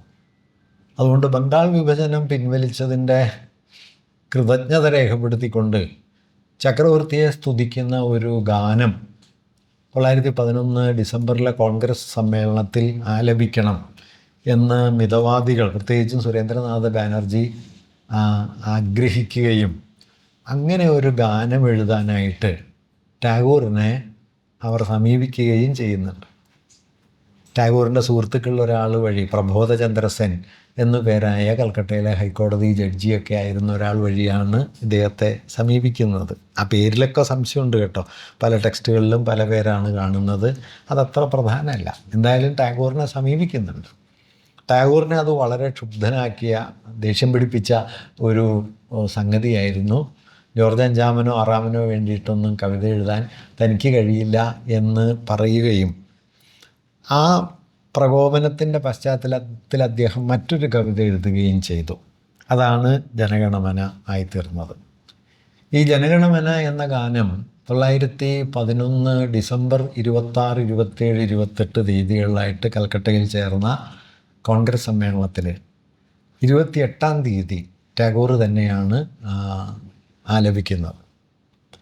ഇതിനെ ചൊല്ലി പിന്നീട് വലിയൊരു തെറ്റിദ്ധാരണയോ അല്ലെങ്കിൽ ഒരു വിവാദമോ ഉയർന്നു വന്നത് ഇത് ജോർജ് 5-ാമനെ വരവേൽക്കാൻ വേണ്ടി എഴുതിയ കവിതയാണ്. ഇന്നും ഹിന്ദുത്വവാദികളൊക്കെ ജനഗണമനയ്ക്കെതിരെ ഉയർത്തുന്ന പ്രധാനപ്പെട്ട ഒരാക്ഷേപം അതാണ്. വന്ദേമാതരം സ്വാതന്ത്ര്യ സമര ഗാനമാണ്, ജനഗണമന ബ്രിട്ടീഷ് ചക്രവർത്തിക്ക് വേണ്ടി എഴുതിയതാണ് എന്ന കാര്യം ടാഗോർ തന്നെ പുളിൻ ബിഹാരി സെൻ എന്നു പേരായ ഒരാളുമായിട്ട് നടത്തിയ ഇൻ്റർവ്യൂവിൽ ഇക്കാര്യം വിശദീകരിക്കുന്നുണ്ട്. വാസ്തവത്തിൽ സംഭവിച്ചത് എന്താണെന്ന് വെച്ച് കഴിഞ്ഞാൽ, ഈ 3 ദിവസങ്ങളിലായിട്ട് 4 ഗാനങ്ങൾ കോൺഗ്രസ് സമ്മേളനത്തിൽ ആലപിക്കപ്പെട്ടു.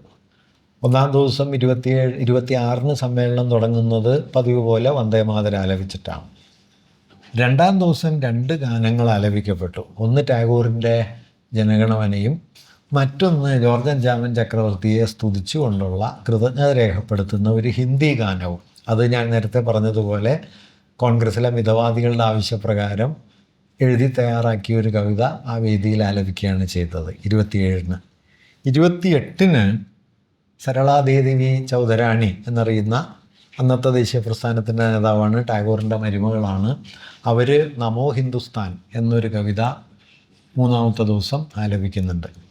ഇതിൽ 27-ലെ ഗാനാലാപനത്തെക്കുറിച്ച് ഈ 2 ഗാനങ്ങൾ, ടാഗോറിൻ്റെ ജനഗണമനയും ജോർജ് അഞ്ചാമനെ സ്തുതിക്കുന്ന മറ്റൊരു കവിതയും ഗാനവും അവിടെ ആലപിക്കപ്പെട്ട വാർത്ത ഇന്ത്യൻ പത്രങ്ങളിൽ സുരേന്ദ്രനാഥ് ബാനർജിയുടെ ബംഗാളിയിലും ആനന്ദബസാർ പത്രികയിലുമൊക്കെ അതേ രൂപത്തിൽ തന്നെ വന്നെങ്കിലും 2 ബ്രിട്ടീഷ് അനുകൂല പത്രങ്ങൾ, ഒന്ന് സ്റ്റേറ്റ്സ്മാനും മറ്റൊന്ന് ദ ഇംഗ്ലീഷ് മാൻ എന്നു പേരായ അന്നത്തെ ഒരു പത്രവും, ഈ 2 പത്രങ്ങളും ഇക്കാര്യം റിപ്പോർട്ട് ചെയ്തത് ജോർജ് അഞ്ചാമൻ ചക്രവർത്തിക്ക് ആദരവർപ്പിച്ചുകൊണ്ടുള്ള ഗാനം ആലപിക്കപ്പെട്ടു എന്നാണ്.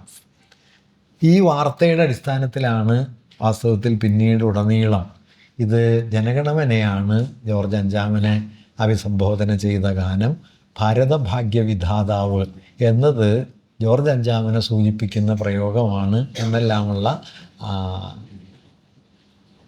വാദങ്ങളായി മാറിയത്. വാസ്തവത്തിൽ ടാഗോറിൻ്റെ പിതാവും ടാഗോറിൻ്റെ കുടുംബവുമൊക്കെ ബ്രഹ്മസമാജത്തിൽ പ്രവർത്തിച്ച ആളുകളാണ്. ഈ കവിത ആദ്യമായിട്ട് പ്രസിദ്ധീകരിക്കുന്നത് തത്വബോധിനി പത്രിക എന്നു പേരായ ബ്രഹ്മസമാജത്തിൻ്റെ ഒരു മാഗസിനിലാണ് ഇത് ആദ്യമായിട്ട് പ്രസിദ്ധീകരിക്കുന്നത്. ബ്രഹ്മസമാജക്കാരുടെ അടിസ്ഥാനപരമായ ഒരു കാഴ്ചപ്പാട്, അവർ ഏതെങ്കിലും ഒരു വ്യക്തിയെയോ ഏതെങ്കിലും ഒരു വിഗ്രഹത്തെയോ ഒന്നും ആരാധിക്കുന്നവരല്ല. ബ്രഹ്മഗീതം എന്ന് വിളിക്കുന്ന ഒരു ശാഖയിൽപ്പെട്ട അമൂർത്തമായ ഒരു പ്രപഞ്ച ചൈതന്യം എന്ന സങ്കല്പത്തിൽ അധിഷ്ഠിതമായ ഗാനങ്ങളുടെ കൂട്ടത്തിലാണ് ജനഗണമന പ്രസിദ്ധീകരിക്കപ്പെട്ടത്. ടാഗോറിൻ്റെ വീട്ടിൽ തന്നെ 1912 ജനുവരി 12-ന് ചേരുന്ന ബ്രഹ്മസമാജത്തിൻ്റെ യോഗത്തിൽ ഈ ഗാനം ആലപിക്കപ്പെടുകയും ചെയ്യുന്നുണ്ട്. ഇങ്ങനെ ഒരു ഗാനം ആയിരുന്നെങ്കിലും അത് ഞാനീ പറഞ്ഞ ബ്രിട്ടീഷ് പത്രങ്ങളുടെ റിപ്പോർട്ടിൻ്റെ പശ്ചാത്തലത്തിൽ അത് മറ്റൊരു നിലയിൽ മനസ്സിലാക്കപ്പെടുകയും പിൽക്കാലത്തുടനീളം ഈ ഗാനത്തെ ചൊല്ലി ഇങ്ങനെ ഒരു ബ്രിട്ടീഷ് ബന്ധം ആരോപിക്കപ്പെടുകയും ചെയ്തിരുന്നു. വന്ദേമാതരത്തെ ജനഗണമനയ്ക്ക് മുകളിൽ പ്രതിഷ്ഠിക്കാൻ വേണ്ടിയിട്ട് പിൽക്കാലത്ത് ഇന്ത്യയിലെ വർഗീയവാദികളും അത് ധാരാളമായിട്ട് ഉപയോഗിച്ചു. വർഗീയവാദികളുടെ ഒരു മെച്ചം എന്താണെന്ന് വെച്ച് കഴിഞ്ഞാൽ ബ്രിട്ടീഷുകാർ പറഞ്ഞതൊക്കെ ഏറ്റെടുക്കുന്ന ഒരു കൂട്ടരാണ്. ഇന്ത്യ ചരിത്രം നോക്കിയാൽ നിങ്ങൾക്കത് ഉടനീളം കാണാൻ പറ്റും. ഇന്ത്യ ഒരു മതരാഷ്ട്രമാണ് എന്നാദ്യം പറയുന്നത് ജെയിംസ് മില്ലാണ്. 1818 ജെയിംസ് മില്ലിൻ്റെ ഹിസ്റ്ററി ഓഫ് ബ്രിട്ടീഷ് ഇന്ത്യയിലാണ് ഏൻഷ്യൻ്റ് ഇന്ത്യ ഹിന്ദു ഇന്ത്യയാണ് എന്ന് പറയുന്നത്. ഇതപര്യന്തം ഇന്ന് വരെ ഇത് ഹിന്ദുത്വവാദികൾ വിട്ടിട്ടില്ല. ഇപ്പോഴും അവരുടെ വാദത്തിൻ്റെ ബേസിക്സിലൊന്ന് ഈ പറഞ്ഞതാണ്. അല്ലെങ്കിൽ ടിപ്പു സുൽത്താൻ മതഭ്രാന്തനാണെന്ന് പറയുക, അല്ലെങ്കിൽ മലബാർ കലാപം വർഗീയ ലഹളയാണെന്ന് പറയുക. ഇങ്ങനെ ബ്രിട്ടീഷ് ഹിസ്റ്റോറിയൻസും ബ്രിട്ടീഷ് ഉദ്യോഗസ്ഥന്മാരും പറഞ്ഞ എല്ലാ ഇന്ത്യാവിരുദ്ധമായ ആശയങ്ങളെയും മറ്റൊരു രൂപത്തിൽ ഏറ്റെടുത്ത് കൊണ്ട് നടക്കുന്നത് വാസ്തവത്തിൽ ഇന്ത്യയിലെ ഹിന്ദുത്വ ശക്തികളാണ്. അത് ഈ കാര്യത്തിലും കാണാം. ഇത് ജോർജ് അഞ്ചാമന് വേണ്ടി എഴുതിയ കവിതയാണ് എന്നത് വാസ്തവത്തിൽ ബ്രിട്ടീഷ് പ്രൊപ്പഗാൻഡയായിരുന്നു. അത് പിന്നീട് ഹിന്ദുത്വ രാഷ്ട്രീയം ഏറ്റെടുക്കുകയാണ് ചെയ്തത്. ടാഗോറിനെ സംബന്ധിച്ച് ടാഗോർ ഈ ഗാനത്തിന് വിവർത്തനം ചെയ്തിട്ടുണ്ട്, ഇംഗ്ലീഷ് വിവർത്തനം. മദനപ്പള്ളിയിൽ താമസിക്കുന്ന സമയത്ത് അദ്ദേഹം തന്നെയാണ് അതിൻ്റെ വിവർത്തനം തയ്യാറാക്കിയത്. ആ വിവർത്തനത്തിൻ്റെ ശീർഷകം ജനഗണമന എന്നല്ല, മോർണിംഗ് സോങ് ഓഫ് ഇന്ത്യ എന്നാണ്. മോർണിംഗ് സോങ് ഓഫ് ഇന്ത്യ എന്നുള്ള പേരിൽ 1919 ടാഗോർ അതിൻ്റെ വിവർത്തനം തയ്യാറാക്കി. ആ വിവർത്തനത്തിൽ ഭാരതഭാഗ്യവിധാതാവ് എന്ന പ്രയോഗത്തെ ടാഗോർ വിവർത്തനം ചെയ്യുന്നത് ദ എറ്റേണൽ ചാരിയറ്റർ എന്നാണ്, നിത്യസാരഥിയാണ്. അങ്ങനെ നിത്യസാരഥ്യമാണ് ഇന്ത്യയിലെ ജനതയെയും ജീവിതത്തെയും പ്രകാശത്തിലേക്കും മഹിമയിലേക്കും നയിക്കുന്ന ഒരു ചൈതന്യ രൂപം എന്ന നിലയിലാണ് അദ്ദേഹം ഇംഗ്ലീഷിൽ നേരിട്ട് എറ്റേണൽ ചാരിയറ്റർ എന്നുള്ള പ്രയോഗം നടത്തുന്നത്. ബംഗാളിൽ അദ്ദേഹം അത് ഭാരതഭാഗ്യവിധാതാവ് എന്നാക്കി. ഒരു കാര്യം കൂടി പറഞ്ഞ് ഞാനിത് അവസാനിപ്പിക്കാം. അത് ജനഗണമനയ്ക്ക് 5 ഖണ്ഡങ്ങളാണുള്ളത്. ഒന്നാം ഖണ്ഡമാണ് നമ്മളിപ്പോൾ 52 സെക്കൻഡിൽ ആലപിച്ചു പോരുന്നത്. ഈ 5 ഖണ്ഡങ്ങൾ ശ്രദ്ധിച്ചാലേ ടാഗോർ സവിശേഷമായ ഒരു വീക്ഷണം അതിൽ വച്ചു പുലർത്തുന്നുണ്ട് എന്ന് കാണാൻ പറ്റും. ഇപ്പോൾ നമ്മൾക്ക് പരിചയമുള്ള ഒന്നാം ഖണ്ഡം അത് ജനഗണങ്ങളുടെ അധിനായകനെ വാഴ്ത്തുന്നു. പിന്നാലെ അത് ഇന്ത്യയുടെ ഭൂമിശാസ്ത്രപരമായ വ്യത്യസ്തതകളിലൂടെ കടന്നു പോകുന്നു. ഏതാണ്ടൊരു ജോഗ്രഫിക്കൽ ചിത്രം നമുക്ക് കിട്ടും. പഞ്ചാബ്, സിന്ധ്, ഗുജറാത്ത്, മറാഠ, ദ്രാവിഡ, ഉത്കല, ബംഗ, വിന്ധ്യ, ഹിമാചല, യമുന, ഗംഗ, ഉച്ഛല, ജലധി, തരംഗ എന്നിങ്ങനെ ഇന്ത്യയുടെ ഒരു ജോഗ്രഫിക്കൽ ടെറിട്ടോറിയൽ ഫ്രെയിമിനെ ഏതാണ്ട് നമുക്ക് ദൃശ്യമാക്കി തരുന്നതാണ് ഒന്നാം ഖണ്ഡം. രണ്ടാം ഖണ്ഡത്തിൽ ടാഗോർ അതൊന്നും നമ്മൾ ആലപിക്കുന്നില്ല. രണ്ടാം ഖണ്ഡത്തിൽ അദ്ദേഹം ഇന്ത്യയിലെ വ്യത്യസ്ത മതങ്ങളുടെ ചരിത്രത്തെക്കുറിച്ചാണ് പറയുന്നത്. ഇന്ത്യയിലുള്ള വ്യത്യസ്ത മതങ്ങൾ, ഹിന്ദുമതം, സിഖ് മതം, ബുദ്ധമതം, ജൈനമതം, ഇസ്ലാം, പാഴ്സി മുതലായ മതങ്ങളും ആ മതങ്ങളുടെ ഏകോപിതമായ പാരസ്പര്യമുള്ള നിലനിൽപ്പുമാണ് രണ്ടാം ഖണ്ഡത്തിൽ. മൂന്നാമത്തെ ഖണ്ഡത്തിൽ ഇന്ത്യ ചരിത്രത്തിൻ്റെ പരിവർത്തനത്തെക്കുറിച്ചാണ് പറയുന്നത്. ഏതേത് പടവുകളിലൂടെ ഇന്ത്യയുടെ ചരിത്രം പരിണമിച്ചു വന്നു എന്നതാണ് മൂന്നാം ഖണ്ഡം. നാലാമത്തെ ഖണ്ഡത്തിൽ അങ്ങനെയുള്ള ഇന്ത്യയുടെ പൗരാണികമായ ഈ മഹത്വപൂർണമായ ജീവിതം എങ്ങനെ കോളനി വാഴ്ചയിൽ ഇരുട്ടിലാണ്ടുപോയി, അടിച്ചമർത്തപ്പെട്ടു എന്ന് നാലാം ഖണ്ഡത്തിലും, അവസാന ഖണ്ഡത്തിൽ ഈ ഇരുട്ടിൽ നിന്ന് ഇന്ത്യ ഉയർത്തെഴുന്നേൽക്കുന്നു എന്ന നിലയിലാണ് അത് അവസാനിക്കുന്നത്. അവസാന ഖണ്ഡത്തിലും ഈ ജയ ഹേ വീണ്ടും വരും. അങ്ങനെ ഒന്നാം ഖണ്ഡവുമായി കൂട്ടിയിണക്കപ്പെട്ട നിലയിലാണ് അവസാന ഖണ്ഡം ടാഗോർ എഴുതിയിട്ടുള്ളത്. ടാഗോറിൻ്റെ ഈ കവിതയിലേക്ക് നോക്കിക്കഴിഞ്ഞാൽ അത് വന്ദേമാതരത്തിൻ്റെ അടിസ്ഥാന പ്രകൃതത്തിൽ നിന്ന് തീർത്തും വ്യത്യസ്തമാണ്. വന്ദേമാതരത്തിൻ്റെ ആദ്യത്തെ 2 ഖണ്ഡങ്ങളിൽ നിങ്ങൾ ഇന്ത്യയുടെ ഭൂപ്രകൃതിയെ സംബന്ധിക്കുന്ന താരതമ്യേന സംഗീതാത്മകമായ ആവിഷ്കാരമായിട്ടാണ് തുടങ്ങുന്നതെങ്കിലും പിന്നീട് അത് ദുർഗാദേവിയുടെ പ്രതീകമുള്ള പല കൈകളിൽ പലതരം ആയുധങ്ങളേന്തി ശത്രുവിനോട് പോരാടുന്ന, ശത്രുവിനെ നിഗ്രഹിക്കുന്ന ഒരു ദേവി എന്ന സങ്കല്പം നമുക്ക് വളരെ പ്രോമിനൻ്റായിട്ട് പിന്നീടുള്ള 2 ഖണ്ഡങ്ങളിൽ കാണാം.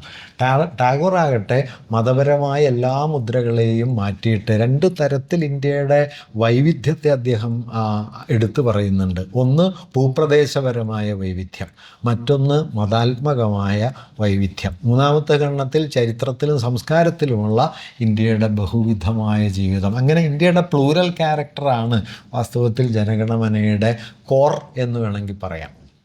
മറ്റതുപോലെയല്ല. മറ്റതും 1905 അവനീന്ദ്രനാഥ ടാഗോറാണ് ഭാരതമാതാവ് എന്ന പേരിലൊരു ചിത്രം വരയ്ക്കുന്നത്. അതാണ് പിന്നീട് ഭാരതമാത എന്ന സങ്കല്പത്തിൻ്റെ അടിസ്ഥാനമായി മാറിയത്. അവനീന്ദ്രൻ്റെ ചിത്രമാണ്. അവനീന്ദ്രൻ്റെ ചിത്രത്തിൽ ഈ ദുർഗയൊന്നുമില്ല കേട്ടോ.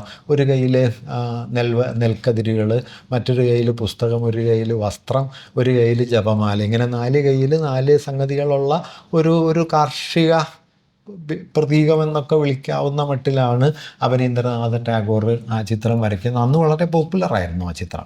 അന്ന് സിസ്റ്റർ നിവേദിത ആ ചിത്രത്തെക്കുറിച്ച് പറയുന്നുണ്ട്, എൻ്റെ കയ്യിൽ പണം ഉണ്ടായിരുന്നെങ്കിൽ ഇതിൻ്റെ കോപ്പികൾ എടുത്ത് ഞാൻ ഇന്ത്യയിലെ മുഴുവൻ മനുഷ്യർക്കും വിതരണം ചെയ്യായിരുന്നു എന്നൊക്കെ പറഞ്ഞ് വലിയ പ്രസിദ്ധി വന്ന ഒരു ചിത്രമാണ്. ഒരു പക്ഷേ ഇന്ത്യയിലെ ആദ്യത്തെ ഒരു പൊളിറ്റിക്കൽ ചിത്രമെന്ന് വിളിക്കാവുന്നത് അവനീന്ദ്രൻ്റെ ഭാരതമാതാവാണ്. വാസ്തവത്തിൽ ഭാരതമാതാവെന്നല്ല കേട്ടോ എൻ്റെ പേര്, ബംഗമാതാവെന്നാണ്. പിന്നെ ഭാരതമാതാവായതാണ്. അത് ഈ കവിതയ്ക്കും അങ്ങനെ ഒരു കൗതുകമുള്ള കാര്യമുണ്ട്. ഈ വന്ദേമാതരത്തിൽ ഞാൻ പറഞ്ഞല്ലോ 1871 7 കോടി വെച്ചിട്ടാണ് ബങ്കിംചന്ദ്രൻ രണ്ടാമത്തെ ഖണ്ഡത്തിൽ സപ്തകോടി കണ്ഠ കളകള നിനാദം നിനദമെന്ന് എഴുതുന്നത്. 1905 കോൺഗ്രസ് സമ്മേളനത്തിൽ ഈ കവിത പാടുന്നത് ഞാൻ നേരത്തെ പറഞ്ഞ സരളാദേവി ചൗധരാണിയാണ്. അപ്പോഴേക്കും ജനസംഖ്യ 30 കോടിയായി. അപ്പോൾ 30 കോടിയിൽ നിന്ന് മാറ്റിപ്പാടി ത്രിശങ്ക കോടി എന്ന് പാടി, സപ്തകോടി പോയി. കാരണം അപ്പോൾ ബംഗാൾ മാറിയിട്ട് ഓൾ ഇന്ത്യ മൂവ്മെൻ്റ് ആയി കഴിഞ്ഞു. ഓൾ ഇന്ത്യ ലെവലിൽ അന്ന് 30 കോടി ആളുകളുണ്ട്. ഈ 30 കോടിയിൽ നിന്ന് മാറ്റിയിട്ടാണ് 1905 അത് പാടുന്നത്. അങ്ങനെ ചില കൗതുകങ്ങളൊക്കെ ഉണ്ട്. അപ്പം ഞാൻ പറഞ്ഞത് ഈ 2 ഗാനങ്ങൾ വാസ്തവത്തിൽ എന്താണ് ഈ 2 ഗാനങ്ങൾ? ഞാൻ എൻ്റെ ഈ ടൈറ്റിലിൽ സൂചിപ്പിച്ചൊരു കാര്യമാണ്. 2 ഗാനങ്ങൾ മാത്രമല്ല, 2 ദേശഭാവനകളാണ്. ഇന്ത്യൻ ദേശീയ പ്രസ്ഥാനത്തിൻ്റെ ഉള്ളിലേക്ക് നോക്കിയാൽ വിസ്തരിക്കാൻ സമയമില്ല. 1920-കൾ വരെ ഇന്ത്യൻ ദേശീയ പ്രസ്ഥാനത്തിൻ്റെ അടിസ്ഥാന സ്വഭാവം മതാത്മകമാണ്. ഇപ്പം ഇന്ത്യൻ ദേശീയതയുടെ ചരിത്രം വിസ്തരിച്ച് പഠിച്ച ആളുകൾ 19-ാം നൂറ്റാണ്ടിൻ്റെ അവസാനം ദേശീയത മുതലെടുക്കുന്ന കാലം മുതൽ ഏതാണ്ട് 20-കൾ വരെ ദേശീയ പ്രസ്ഥാനത്തിൻ്റെ കാതലായിരുന്നത് ഹിന്ദുത്വമാണ്. ഹിന്ദു മതത്തിൻ്റെ ഇന്നത്തെ ഒരു അക്രമോത്സുക ഹിന്ദുത്വം അതേപടി അന്നുണ്ടോയെന്ന് ചോദിച്ചാൽ വേണമെങ്കിൽ ഇല്ല എന്ന് പറയാം. പക്ഷേ ഹിന്ദു മതത്തിൻ്റെ ഹൈന്ദവമായ ഒരു മൂല്യത്തിൽ തന്നെയാണ് ഇത് വന്നത്. ഇതിലൊരു മാറ്റം വരുന്നത് 20കളിലാണ്. ഇപ്പോൾ ഇർഫാൻ ഹബീബ് അതേക്കുറിച്ച് പറയുന്ന ഒരു നിരീക്ഷണം, ഗാന്ധി ദേശീയ പ്രസ്ഥാനത്തിൽ വന്നുണ്ടാക്കിയ മാറ്റം എന്താണ്? ഇർഫാൻ പറയുന്നത് അമൂർത്തമായ രാഷ്ട്രീയ മുദ്രാവാക്യങ്ങൾക്ക് പകരം വളരെ മൂർത്തമായ ഭൗതിക പ്രശ്നങ്ങളിൽ നിന്ന് സമരം തുടങ്ങും. ഇപ്പോൾ ഗാന്ധി നടത്തിയ ആദ്യത്തെ സമരം നിങ്ങൾക്കറിയാലോ, 1917 ചമ്പാരൻ സത്യാഗ്രഹമാണ്. ചമ്പാരനിൽ ഗാന്ധി പറയുന്നത് ബ്രിട്ടീഷുകാർ ഇന്ത്യ വിട്ടു പോകണം, ഇന്ത്യക്ക് സ്വാതന്ത്ര്യം വേണമെന്നൊന്നുമല്ല. അദ്ദേഹം പറഞ്ഞത് കർഷകർക്ക് വിളവിന് വില കിട്ടണം. ഇർഫാൻ പറയുന്നത് ആദ്യമായിട്ടാണ് കർഷകർ എന്ന് പറയുന്ന ഒരു ആധുനിക ജനുസ്, ഒരാധുനികമായ സാമൂഹ്യ വിഭാഗം സോഷ്യൽ ഏജൻസിയോടെ ഫ്രീഡം മൂവ്മെൻറ്റിൻ്റെ മുന്നിലേക്ക് വരുന്നത്. അത് പുതിയൊരു ഷിഫ്റ്റാണ്. അതുവരെ മധ്യകാല പ്രഭുക്കന്മാർ, പഴയ രാജാക്കന്മാർ, വേലുത്തമ്പി ദളവ, പഴശ്ശി രാജാവ്, ഇങ്ങനെയൊക്കെയുള്ള ആളുകളാണ് സ്വാതന്ത്ര്യവും അതിൻ്റെ വാദഗതികളും ഉയർത്തി മുന്നിൽ നിൽക്കുന്നത്. പൊതുവെ പറഞ്ഞാൽ മധ്യകാല നാടുവാഴ്ത്തത്തിൻ്റെയും രാജവാഴ്ചയുടെയും ഒക്കെ അവശിഷ്ടാധികാരങ്ങൾക്ക് വേണ്ടിയിട്ടുള്ള വാദമായിട്ടാണ് പലപ്പോഴും ബ്രിട്ടീഷ് വിരുദ്ധത വന്നത്. അതിനു പകരം ഇന്ത്യൻ ജനതയുടെ അടിസ്ഥാനം, ഗാന്ധി അതുകൊണ്ടാണ് ഈ സ്വാതന്ത്ര്യം എന്ന വാക്കിന് പകരം സ്വരാജ്യം എന്ന വാക്കാണ്. സ്വാതന്ത്ര്യം ബ്രിട്ടനിൽ നിന്നുള്ള മോചനമാണ്, സ്വരാജ്യം ഇന്ത്യയിലെ അവസാനത്തെ ആൾക്കും അഭിമാനപൂർവ്വമുള്ളൊരു ജീവിതം എന്നാണ് ഗാന്ധി സങ്കല്പിക്കുന്നത്. ഈ വ്യത്യാസത്തിന് വേണ്ടിയിട്ടാണ് സ്വരാജ് എന്ന വാക്ക് അദ്ദേഹം കൊണ്ടുവരുന്നത്. ഈ സ്വരാജിലേക്കുള്ള വഴിയായിട്ട് ഗാന്ധി കൊണ്ടുവന്ന 2 രീതികൾ, ഒന്ന് വളരെ മൂർത്തമായ ഭൗതിക പ്രശ്നങ്ങൾ സമരത്തിൽ കൊണ്ടുവരിക. ഇപ്പോൾ കൃഷി, എല്ലാ കർഷകർക്കും വിളവിന് വില കിട്ടണമെന്ന് പറയുന്നതോടെ ഈ കർഷകൻ എന്ന് പറയുന്നത് പുതിയൊരു എൻറ്റിറ്റിയാണ്. അത് ജാതിയല്ല, അത് മതമല്ല, അത് ഹിന്ദുവോ മുസ്ലിമോ സിഖോ ഒന്നുമല്ല, മറിച്ച് ഒരു ആധുനികമായ കാറ്റഗറിയാണ് കർഷകൻ എന്ന് പറയുന്നത്. അത് വലിയ വ്യത്യാസമാണ്. അന്ന് വരെ അങ്ങനെ ഒരു കാറ്റഗറി വരുന്നില്ല. അതുപോലെ തന്നെ അദ്ദേഹം ബോധപൂർവം ചെയ്തൊരു കാര്യം, ഹിന്ദു മുസ്ലിം ഐക്യത്തിന് വേണ്ടിയിട്ടുള്ള സ്ട്രാറ്റജിക് പൊസിഷൻസ് എടുക്കുക. അതൊന്നും വിജയിച്ചൊന്നുമില്ല. ഇപ്പോൾ ഉദാഹരണത്തിന് ഖിലാഫത്ത് തുർക്കിയിലെ ഖലീഫയെ ലോക മുസ്ലിങ്ങളുടെ തലവനായി പ്രഖ്യാപിക്കണമെന്നാവശ്യപ്പെട്ടുകൊണ്ട് ഉയർന്നു വന്ന അഖില ലോകാടിസ്ഥാനത്തിലുള്ള ഒരു ഇസ്ലാമിക് മൂവ്മെൻ്റ് ആയിരുന്നു ഖിലാഫത്ത്. അത് ദേശീയ പ്രസ്ഥാനമായിട്ടൊന്നും അതിനൊരു ബന്ധമില്ല. പക്ഷേ ഗാന്ധി ഖിലാഫത്തിനെ ദേശീയ പ്രസ്ഥാനമായിട്ട് കൂട്ടിയിണക്കുകയും ഖിലാഫത്ത് ദേശീയ സ്വാതന്ത്ര്യ സമരത്തിൻ്റെ ഭാഗമാണ് എന്ന് പ്രഖ്യാപിക്കുകയും ചെയ്തു. ഇന്ന് നിങ്ങൾക്ക് തിരിഞ്ഞു നോക്കിയാൽ കൗതുകം തോന്നും. ഗാന്ധിയുടെ നിലപാടിനെ അന്ന് ഏറ്റവും കൂടുതൽ കോൺഗ്രസ്സിൽ എതിർത്ത ഒരാളുടെ പേര് മുഹമ്മദ് അലി ജിന്ന എന്നാണ്. ജിന്ന അതിന് സമ്പൂർണ്ണമായിട്ട് എതിരെ. ജിന്ന പറഞ്ഞു ഇത് വെറും ഒരു കമ്മ്യൂണലായ ഒരു റിലീജിയസ് ആയ സ്ലോഗനാണ്, ഇത് നാഷണൽ മൂവ്മെൻറ്റ് ഏറ്റെടുക്കേണ്ട ഒരു കാര്യമില്ല, ഇതൊരു മതത്തിൻ്റെ പ്രശ്നമാണ്, നിങ്ങളുടെ പ്രശ്നമല്ല, അതുകൊണ്ട് ഇത് ഏറ്റെടുക്കാൻ പാടില്ല എന്ന് പറഞ്ഞ് ഗാന്ധിക്കെതിരെ യുദ്ധം ചെയ്ത ആളായിരുന്നു അന്ന് ജിന്ന. ഗാന്ധി പക്ഷേ പ്രതീക്ഷിച്ചത് ഈ മുസ്ലിങ്ങളുടെ അവിശ്വാസം അവസാനിപ്പിക്കണം, ദേശീയ പ്രസ്ഥാനം ശക്തമാവണമെങ്കിൽ മുസ്ലിങ്ങൾക്കുള്ള അവിശ്വാസം അവസാനിപ്പിക്കണം. അന്ന് ഞാൻ നേരത്തെ പറഞ്ഞ പോലെ ദേശീയ പ്രസ്ഥാനം ആകമാനം ഹൈന്ദവമായതുകൊണ്ട് ഈ ഹൈന്ദവ പ്രസ്ഥാനമാണ് ദേശീയ പ്രസ്ഥാനം എന്നൊരു കാഴ്ചപ്പാട് ശക്തമായിരുന്നതുകൊണ്ട് മുസ്ലിങ്ങൾ പൊതുവിൽ ഇതിനോട് ചേരുന്നില്ല. ഇപ്പോൾ സർ സയ്യിദ് അഹമ്മദ് ഖാൻ ഒക്കെ നമ്മുടെ അലഹബാദ് സർവകലാശാല ഒക്കെ ഉണ്ടാക്കുന്ന സമയത്ത് അദ്ദേഹമൊക്കെ പറയുന്നത് ബ്രിട്ടീഷുകാർക്കെതിരെ യുദ്ധം ചെയ്യാനല്ല പോകേണ്ടത്, ആധുനിക വിദ്യാഭ്യാസം നേടി വളർന്നു വരാനാണ് ഇന്ത്യൻ മുസ്ലിങ്ങൾ ശ്രമിക്കേണ്ടത് എന്നുള്ളൊരു പൊസിഷൻ പൊതുവിൽ എല്ലാവരും എടുക്കുന്നുണ്ട്. ഈ പൊസിഷൻ തിരിയുന്നതും ഹിന്ദു മുസ്ലിം ഐക്യം എന്നതിനെ ദേശീയതയുടെ കേന്ദ്രത്തിലേക്ക് കൊണ്ടുവരുന്നതും ഗാന്ധിയാണ് 20കളിൽ. അതിനദ്ദേഹം സ്വീകരിച്ച പല സ്ട്രാറ്റജികളിലൊന്ന് ഞാൻ ഈ പറഞ്ഞ ഖിലാഫത്ത് പോലുള്ള കാര്യമാണ്. മറ്റൊന്ന് കർഷകർക്ക് വേണ്ടിയിട്ടോ ഉപ്പിന് വേണ്ടിയിട്ടോ അല്ലെങ്കിൽ നികുതി കൊടുക്കില്ല എന്ന് പറഞ്ഞിട്ടോ അല്ലെങ്കിൽ സ്വദേശി വസ്ത്രം ധരിക്കണം എന്ന് പറഞ്ഞിട്ടോ അയിത്തം അവസാനിപ്പിക്കണം എന്ന് പറഞ്ഞിട്ടോ ഒക്കെയുള്ള ഞാൻ പറയുക നോൺ പൊളിറ്റിക്കൽ എന്ന് പുറമേ തോന്നുന്ന എന്നാൽ ഫണ്ടമെൻ്റലായ വീക്ഷണങ്ങൾ ഉയർന്നു വരില്ലാണ്. ഈ രണ്ടാമത്തെ ഘട്ടത്തിൽ, അതായത് 1920കൾ മുതൽ ദേശീയ പ്രസ്ഥാനത്തിൻ്റെ ഊന്നലിലുണ്ടായ ഈ വഴിമാറ്റമാണ് വാസ്തവത്തിൽ ആധുനിക ഇന്ത്യയുടെ അടിത്തറയായത്. ഇന്ത്യൻ കോൺസ്റ്റിറ്റ്യൂഷനിൽ നമ്മൾ കാണുന്നത് 1920കൾ വരെ തിലകനും ലാലാ ലജ്പത് റായും പണ്ഡിറ്റ് മദന മോഹന മാളവ്യയും അരവിന്ദ ഘോഷും ഒക്കെ നേതൃത്വം നൽകിയ കാലത്തെ ഇന്ത്യ എന്ന ആശയമല്ല, മറിച്ച് 1920കൾക്ക് ശേഷം ഇന്ത്യൻ ദേശീയ പ്രസ്ഥാനത്തിൽ വികസിച്ചു വന്ന മതനിരപേക്ഷമായ ഹിന്ദു മുസ്ലിം ഐക്യത്തിൽ അധിഷ്ഠിതമായ ജനാധിപത്യപരമായ സ്വരാജ്യമെന്ന സങ്കല്പത്തോട് ചിലപ്പോഴൊക്കെ ചേർന്ന് പോകുന്ന, 100% ചേർന്നില്ല, ധാരാളം അഭിപ്രായ ഭേദങ്ങൾ അതിനകത്ത് വന്നു. ഇപ്പോൾ ആരും ഓർക്കില്ല, ഇന്ത്യയിലെ മുഴുവൻ കൃഷിഭൂമിയും പിടിച്ചെടുത്ത് കൃഷിഭൂമി ഇല്ലാത്ത ദരിദ്ര കർഷകർക്ക് വിതരണം ചെയ്യണമെന്നൊരു നിർദ്ദേശം അംബേദ്കർ വയ്ക്കുന്നുണ്ട്. കോൺസ്റ്റിറ്റ്യൂൻ്റ് അസംബ്ലി അംഗീകരിച്ചില്ല. അങ്ങനെ ഖനവ്യവസായങ്ങൾ മുഴുവൻ ദേശസാൽക്കരിക്കണം എന്ന നിർദ്ദേശം അംബേദ്കർ വയ്ക്കുന്നുണ്ട്. അംബേദ്കറുടെ പൊസിഷൻ ഒരു സോഷ്യലിസ്റ്റ് പ്രൊജക്റ്റായിരുന്നു. അംബേദ്കർ കമ്മ്യൂണിസത്തോട് വിമർശനമുള്ള ആളായിരുന്നെങ്കിലും സോഷ്യലിസ്റ്റ് പ്രൊജക്റ്റിനോട് അദ്ദേഹത്തിന് വലിയ ആഭിമുഖ്യം ഉണ്ടായിരുന്നു. അതൊന്നും ഇന്ത്യൻ കോൺസ്റ്റിറ്റ്യൂൻ്റ് അസംബ്ലി സ്വീകരിച്ചൊന്നുമില്ല. എങ്കിലും ഞാൻ പറഞ്ഞു വന്നത്, ഇങ്ങനെ 20കൾ മുതൽ ദേശീയ പ്രസ്ഥാനത്തിൻ്റെ ഉള്ളടക്കത്തിൽ വന്ന ഷിഫ്റ്റ്, ആ ഷിഫ്റ്റാണ് ഒരർത്ഥത്തിൽ ജനഗണമനയിലുള്ളത്. അത് ഇന്ത്യയുടെ ഭൂപ്രദേശപരമായ വൈവിധ്യത്തെയും സാംസ്കാരിക വൈവിധ്യത്തെയും മതപരമായ വൈവിധ്യത്തെയും ഉൾക്കൊള്ളുകയും അതിൻ്റെ പാരസ്പര്യത്താൽ പുലരുന്ന ഒരു രാഷ്ട്രം എന്ന സങ്കല്പത്തെ മുമ്പോട്ട് വയ്ക്കുകയും ചെയ്യുന്നു.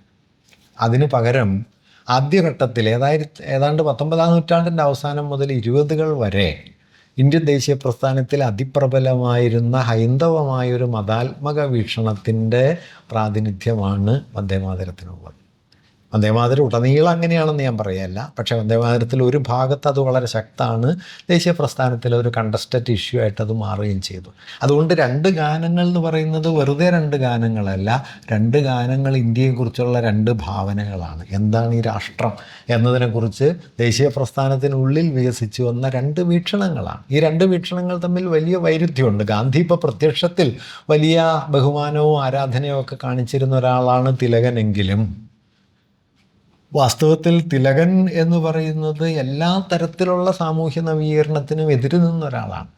തിലകനെ കുറിച്ചൊരു കൗതുകമുണ്ട് കേട്ടോ. തിലകൻ്റെ മകൻ അംബേദ്കറുടെ വളരെ പ്രധാനപ്പെട്ട സുഹൃത്തുക്കളുടെ ഒരാളായിരുന്നു. അംബേദ്കറെ അക്കാലത്ത് പിന്തുണച്ച് അദ്ദേഹം തിലകനെതിരുമായിരുന്നു. അയാളുടെ പേര് ഞാൻ മറന്നുപോയി. തിലകൻ വാസ്തവത്തിൽ അതിയാഥാസ്ഥിതികനായ ഒരു ചിത്പാവൻ ബ്രാഹ്മണനായിട്ടാണ് അദ്ദേഹത്തിൻ്റെ പൊസിഷൻസ് രൂപപ്പെടുത്തി. ഇപ്പം അദ്ദേഹം വിധവാ വിവാഹത്തിനെതിരായിരുന്നു, ബാലികാ വിവാഹം നിരോധിക്കണം എന്നുള്ള വാദത്തിനെതിരായിരുന്നു, ഹൈത്തോച്ചാടനം എന്നുള്ള ആശയത്തിനെതിരായിരുന്നു, ജാതിവിരുദ്ധതയ്ക്കെതിരായിരുന്നു. അങ്ങനെ നവോത്ഥാനപരമായി എന്തെല്ലാം ഉണർവുകൾ ഉണ്ടായിട്ടുണ്ടോ അതിനെല്ലാം എതിരെ നിന്ന ആളാണ് തിലകൻ. അദ്ദേഹത്തിന് ആകെയുള്ള പ്രശ്നം ബ്രിട്ടൻ പോകണം എന്നതാണ്. ബ്രിട്ടൻ പോകുക എന്നുള്ളത് ഞങ്ങൾക്ക് അധികാരം കിട്ടുക എന്നുള്ളതിനപ്പുറം പ്രത്യേകിച്ച് അതിൽ ഉള്ളടക്കമൊന്നും ഉണ്ടായിരുന്നില്ല. ആ ഉള്ളടക്കത്തോടെ ഏറെക്കുറെ ഇപ്പോൾ ലാലാ ലജ്പത് റായ് അക്കാലത്ത് കൊളംബിയയിൽ പോയി അംബേദ്കറെ കാണുകയൊക്കെ ചെയ്യുന്നുണ്ട്, ദേശീയ സ്വാതന്ത്ര്യ സമരത്തിൽ പങ്കെടുക്കണം എന്ന് അഭ്യർത്ഥിക്കാനൊക്കെ വേണ്ടിയിട്ട്. ഞാൻ പറഞ്ഞത് അങ്ങനെ ഒരു ഹിന്ദുത്വത്തിൻ്റെ, ഇന്നത്തെ സവർക്കർ ഉണ്ടാക്കിയ ഹിന്ദുത്വത്തിൻ്റെ അതേ യുക്തിയല്ലെങ്കിലും ഹൈന്ദവമായൊരു മതാത്മക ഭാവന ദേശഭാവനയിൽ അത്യന്തം പ്രബലമായിരുന്നൊരു കാലത്തിൻ്റെ ഒരു ഗാനമാണ് വാസ്തവത്തിൽ വന്ദേമാതരം. ആ ദേശഭാവനയെ 20കൾ മുതൽ ഏതാണ്ട് 4 നൂറ്റാണ്ട് കൊണ്ട് പുറകോട്ട് തള്ളി നീക്കി ബഹുസ്വരവും ജനാധിപത്യപരവും മതനിരപേക്ഷവുമായ ഒരു ജനകീയ ദേശീയത എന്ന സങ്കല്പം ഉയർന്നു വന്ന ഘട്ടത്തിൽ ആ ദേശീയ ഭാവനയുടെ ഗാനരൂപമാണ് ജനഗണമനയായിരുന്നു. അതുകൊണ്ട് വെറുതെ 2 ഗാനങ്ങളല്ല, 2 വീക്ഷണങ്ങളാണ്, 2 രാഷ്ട്ര ഭാവനകളാണ്. പക്ഷേ 50 ജനുവരി 24 കോൺസ്റ്റിറ്റ്യൂൻ്റ് അസംബ്ലി ചേരുമ്പോൾ ഇന്ത്യൻ സ്വാതന്ത്ര്യ സമരത്തിലേക്ക് ലക്ഷക്കണക്കിന് ആളുകളെ കൂട്ടിക്കൊണ്ടുവന്ന ഒരു ഗാനം എന്ന നിലയിൽ ജനഗണമനയ്ക്ക് തുല്യമായൊരു പ്രാധാന്യം വന്ദേമാതരത്തിന് ഉണ്ട് എന്ന ഒരു നിലപാടാണ് കോൺസ്റ്റിറ്റ്യൂൻ്റ് അസംബ്ലി സ്വീകരിച്ചത്. അങ്ങനെയാണ് നാഷണൽ ആന്തം എന്ന പദവി ജനഗണമനയ്ക്കും നാഷണൽ സോങ് എന്ന പദവി വന്ദേമാതരത്തിനും വന്നത്. വന്ദേമാതരം ഈ ഒരു കൗതുകം കൂടി പറയാം.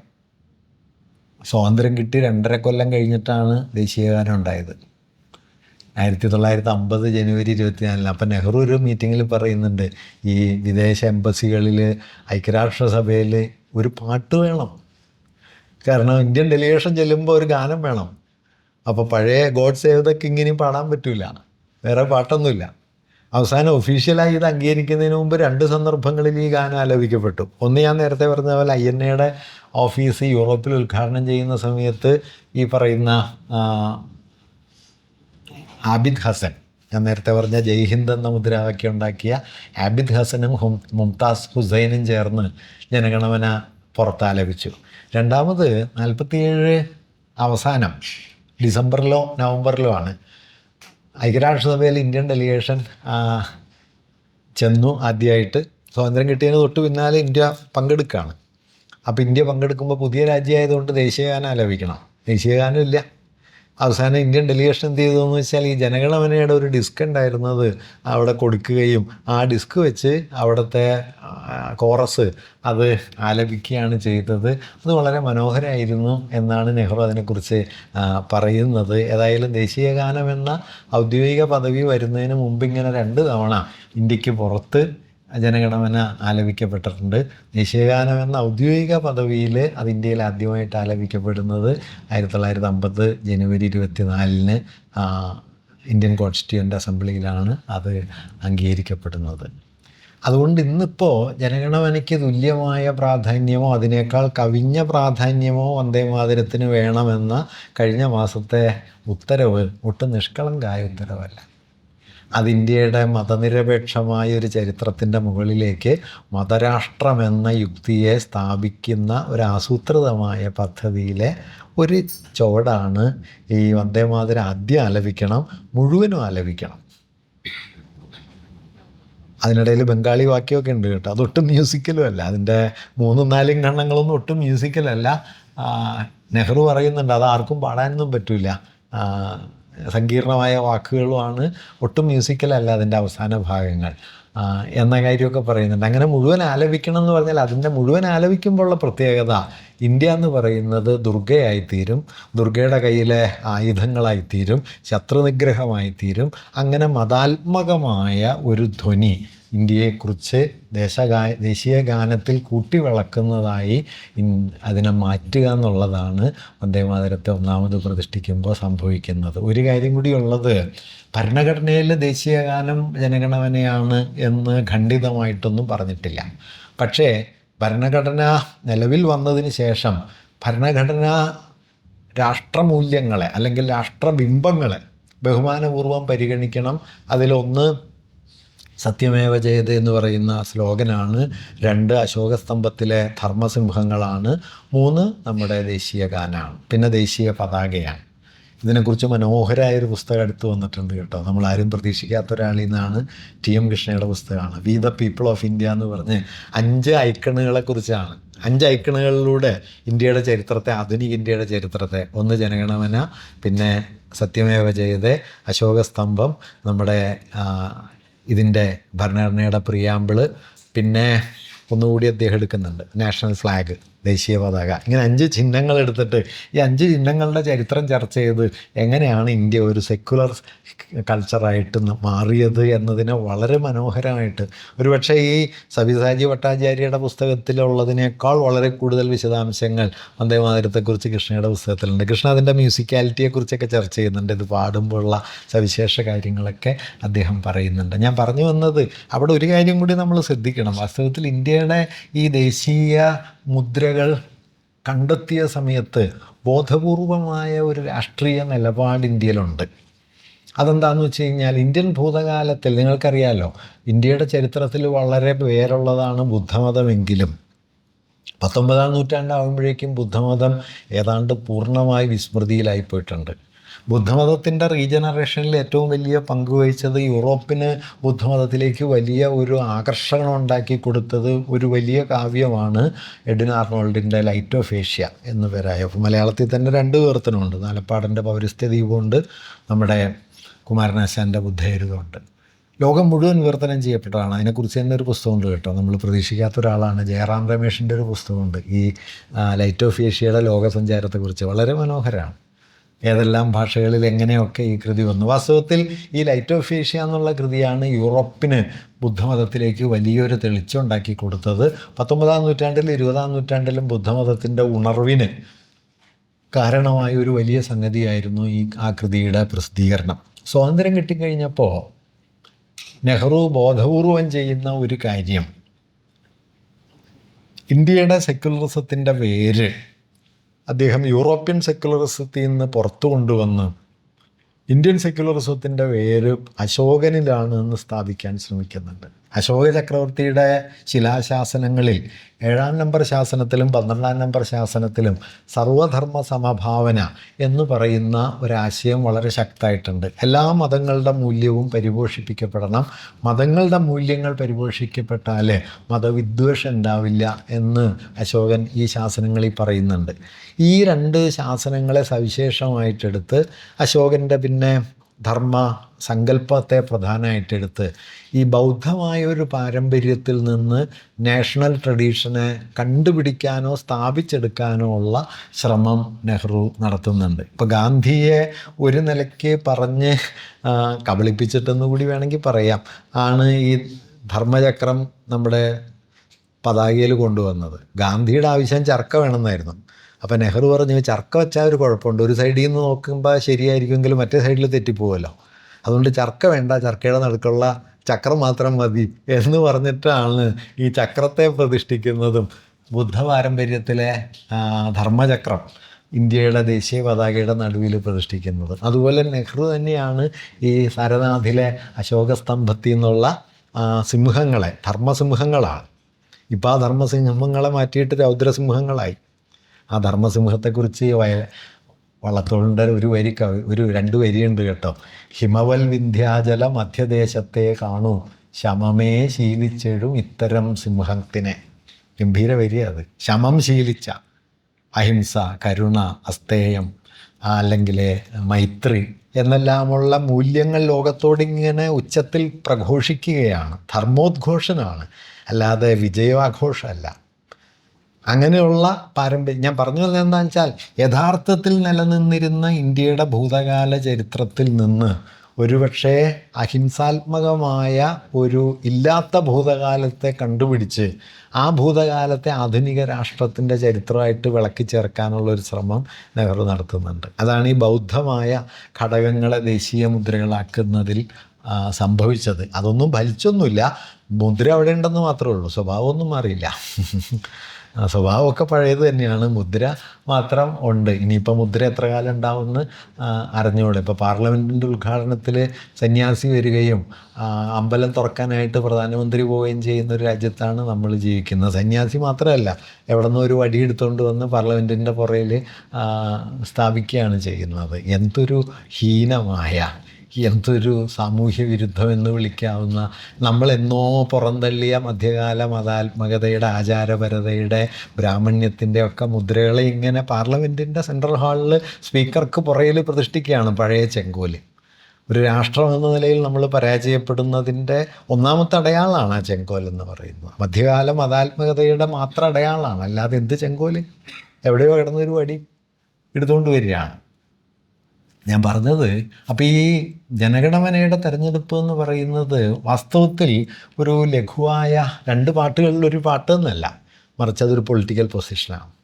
ആ പൊളിറ്റിക്കൽ പൊസിഷൻ സെക്കുലർ ആയ ഒന്നിന് വേണ്ടിയിട്ട്, ഡെമോക്രാറ്റിക് ആയ ഒന്നിന് വേണ്ടിയിട്ട്, സമത്വാധിഷ്ഠിതമായ ഒന്നിന് വേണ്ടിയിട്ട്, പാരസ്പര്യത്തിന് വേണ്ടിയിട്ടുള്ള ഇന്ത്യയുടെ ദേശീയ ഭാവനയുടെ ചരിത്രത്തിലെ ഒരു വലിയ പാരമ്പര്യത്തെയാണ് അത് റെപ്രസെൻ്റ് ചെയ്യുന്നത്. ആ പാരമ്പര്യത്തെ തള്ളി മാറ്റാനുള്ള നാനാതരം പരിശ്രമങ്ങൾ ചുറ്റും നടക്കുന്ന ഘട്ടത്തിലാണ് അതിൻ്റെ മുകളിലേക്ക് ആദ്യ പദവിയിൽ വന്ദേമാതരത്തെ പ്രതിഷ്ഠിക്കാനായിട്ടുള്ള ശ്രമം ഇപ്പോൾ നടക്കുന്നത്. അതൊട്ടും നിഷ്കളങ്കമായ ഒരു കാര്യമല്ല. നേരത്തെ ഞാൻ പറഞ്ഞതുപോലെ ഭരണഘടനയുടെ 151ാമത് ആർട്ടിക്കിളിൽ ദേശീയ ചിഹ്നങ്ങളെ ബഹുമാനിക്കണം എന്ന് പറയുന്ന സമയത്ത് നമ്മുടെ നാഷണൽ ആന്തം അതിൽ വരുന്നുണ്ട്. ആ നാഷണൽ ആന്തത്തേക്കാൾ കവിഞ്ഞ പ്രാധാന്യം വന്ദേമാതരത്തിന് കൊടുക്കണം എന്ന എക്സിക്യൂട്ടീവ് ഉത്തരവാണ് ഏറ്റവും ഒടുവിൽ വന്നത്. ദാറ്റ് മീൻസ് ആ എക്സിക്യൂട്ടീവ് ഉത്തരവ് നമ്മുടെ ഭരണഘടനാ തത്വത്തിന് എതിരാണ്. പിന്നെ ഇവരെ സംബന്ധിച്ച് ഇതൊരു പുതിയ കാര്യമല്ലാത്തതുകൊണ്ട്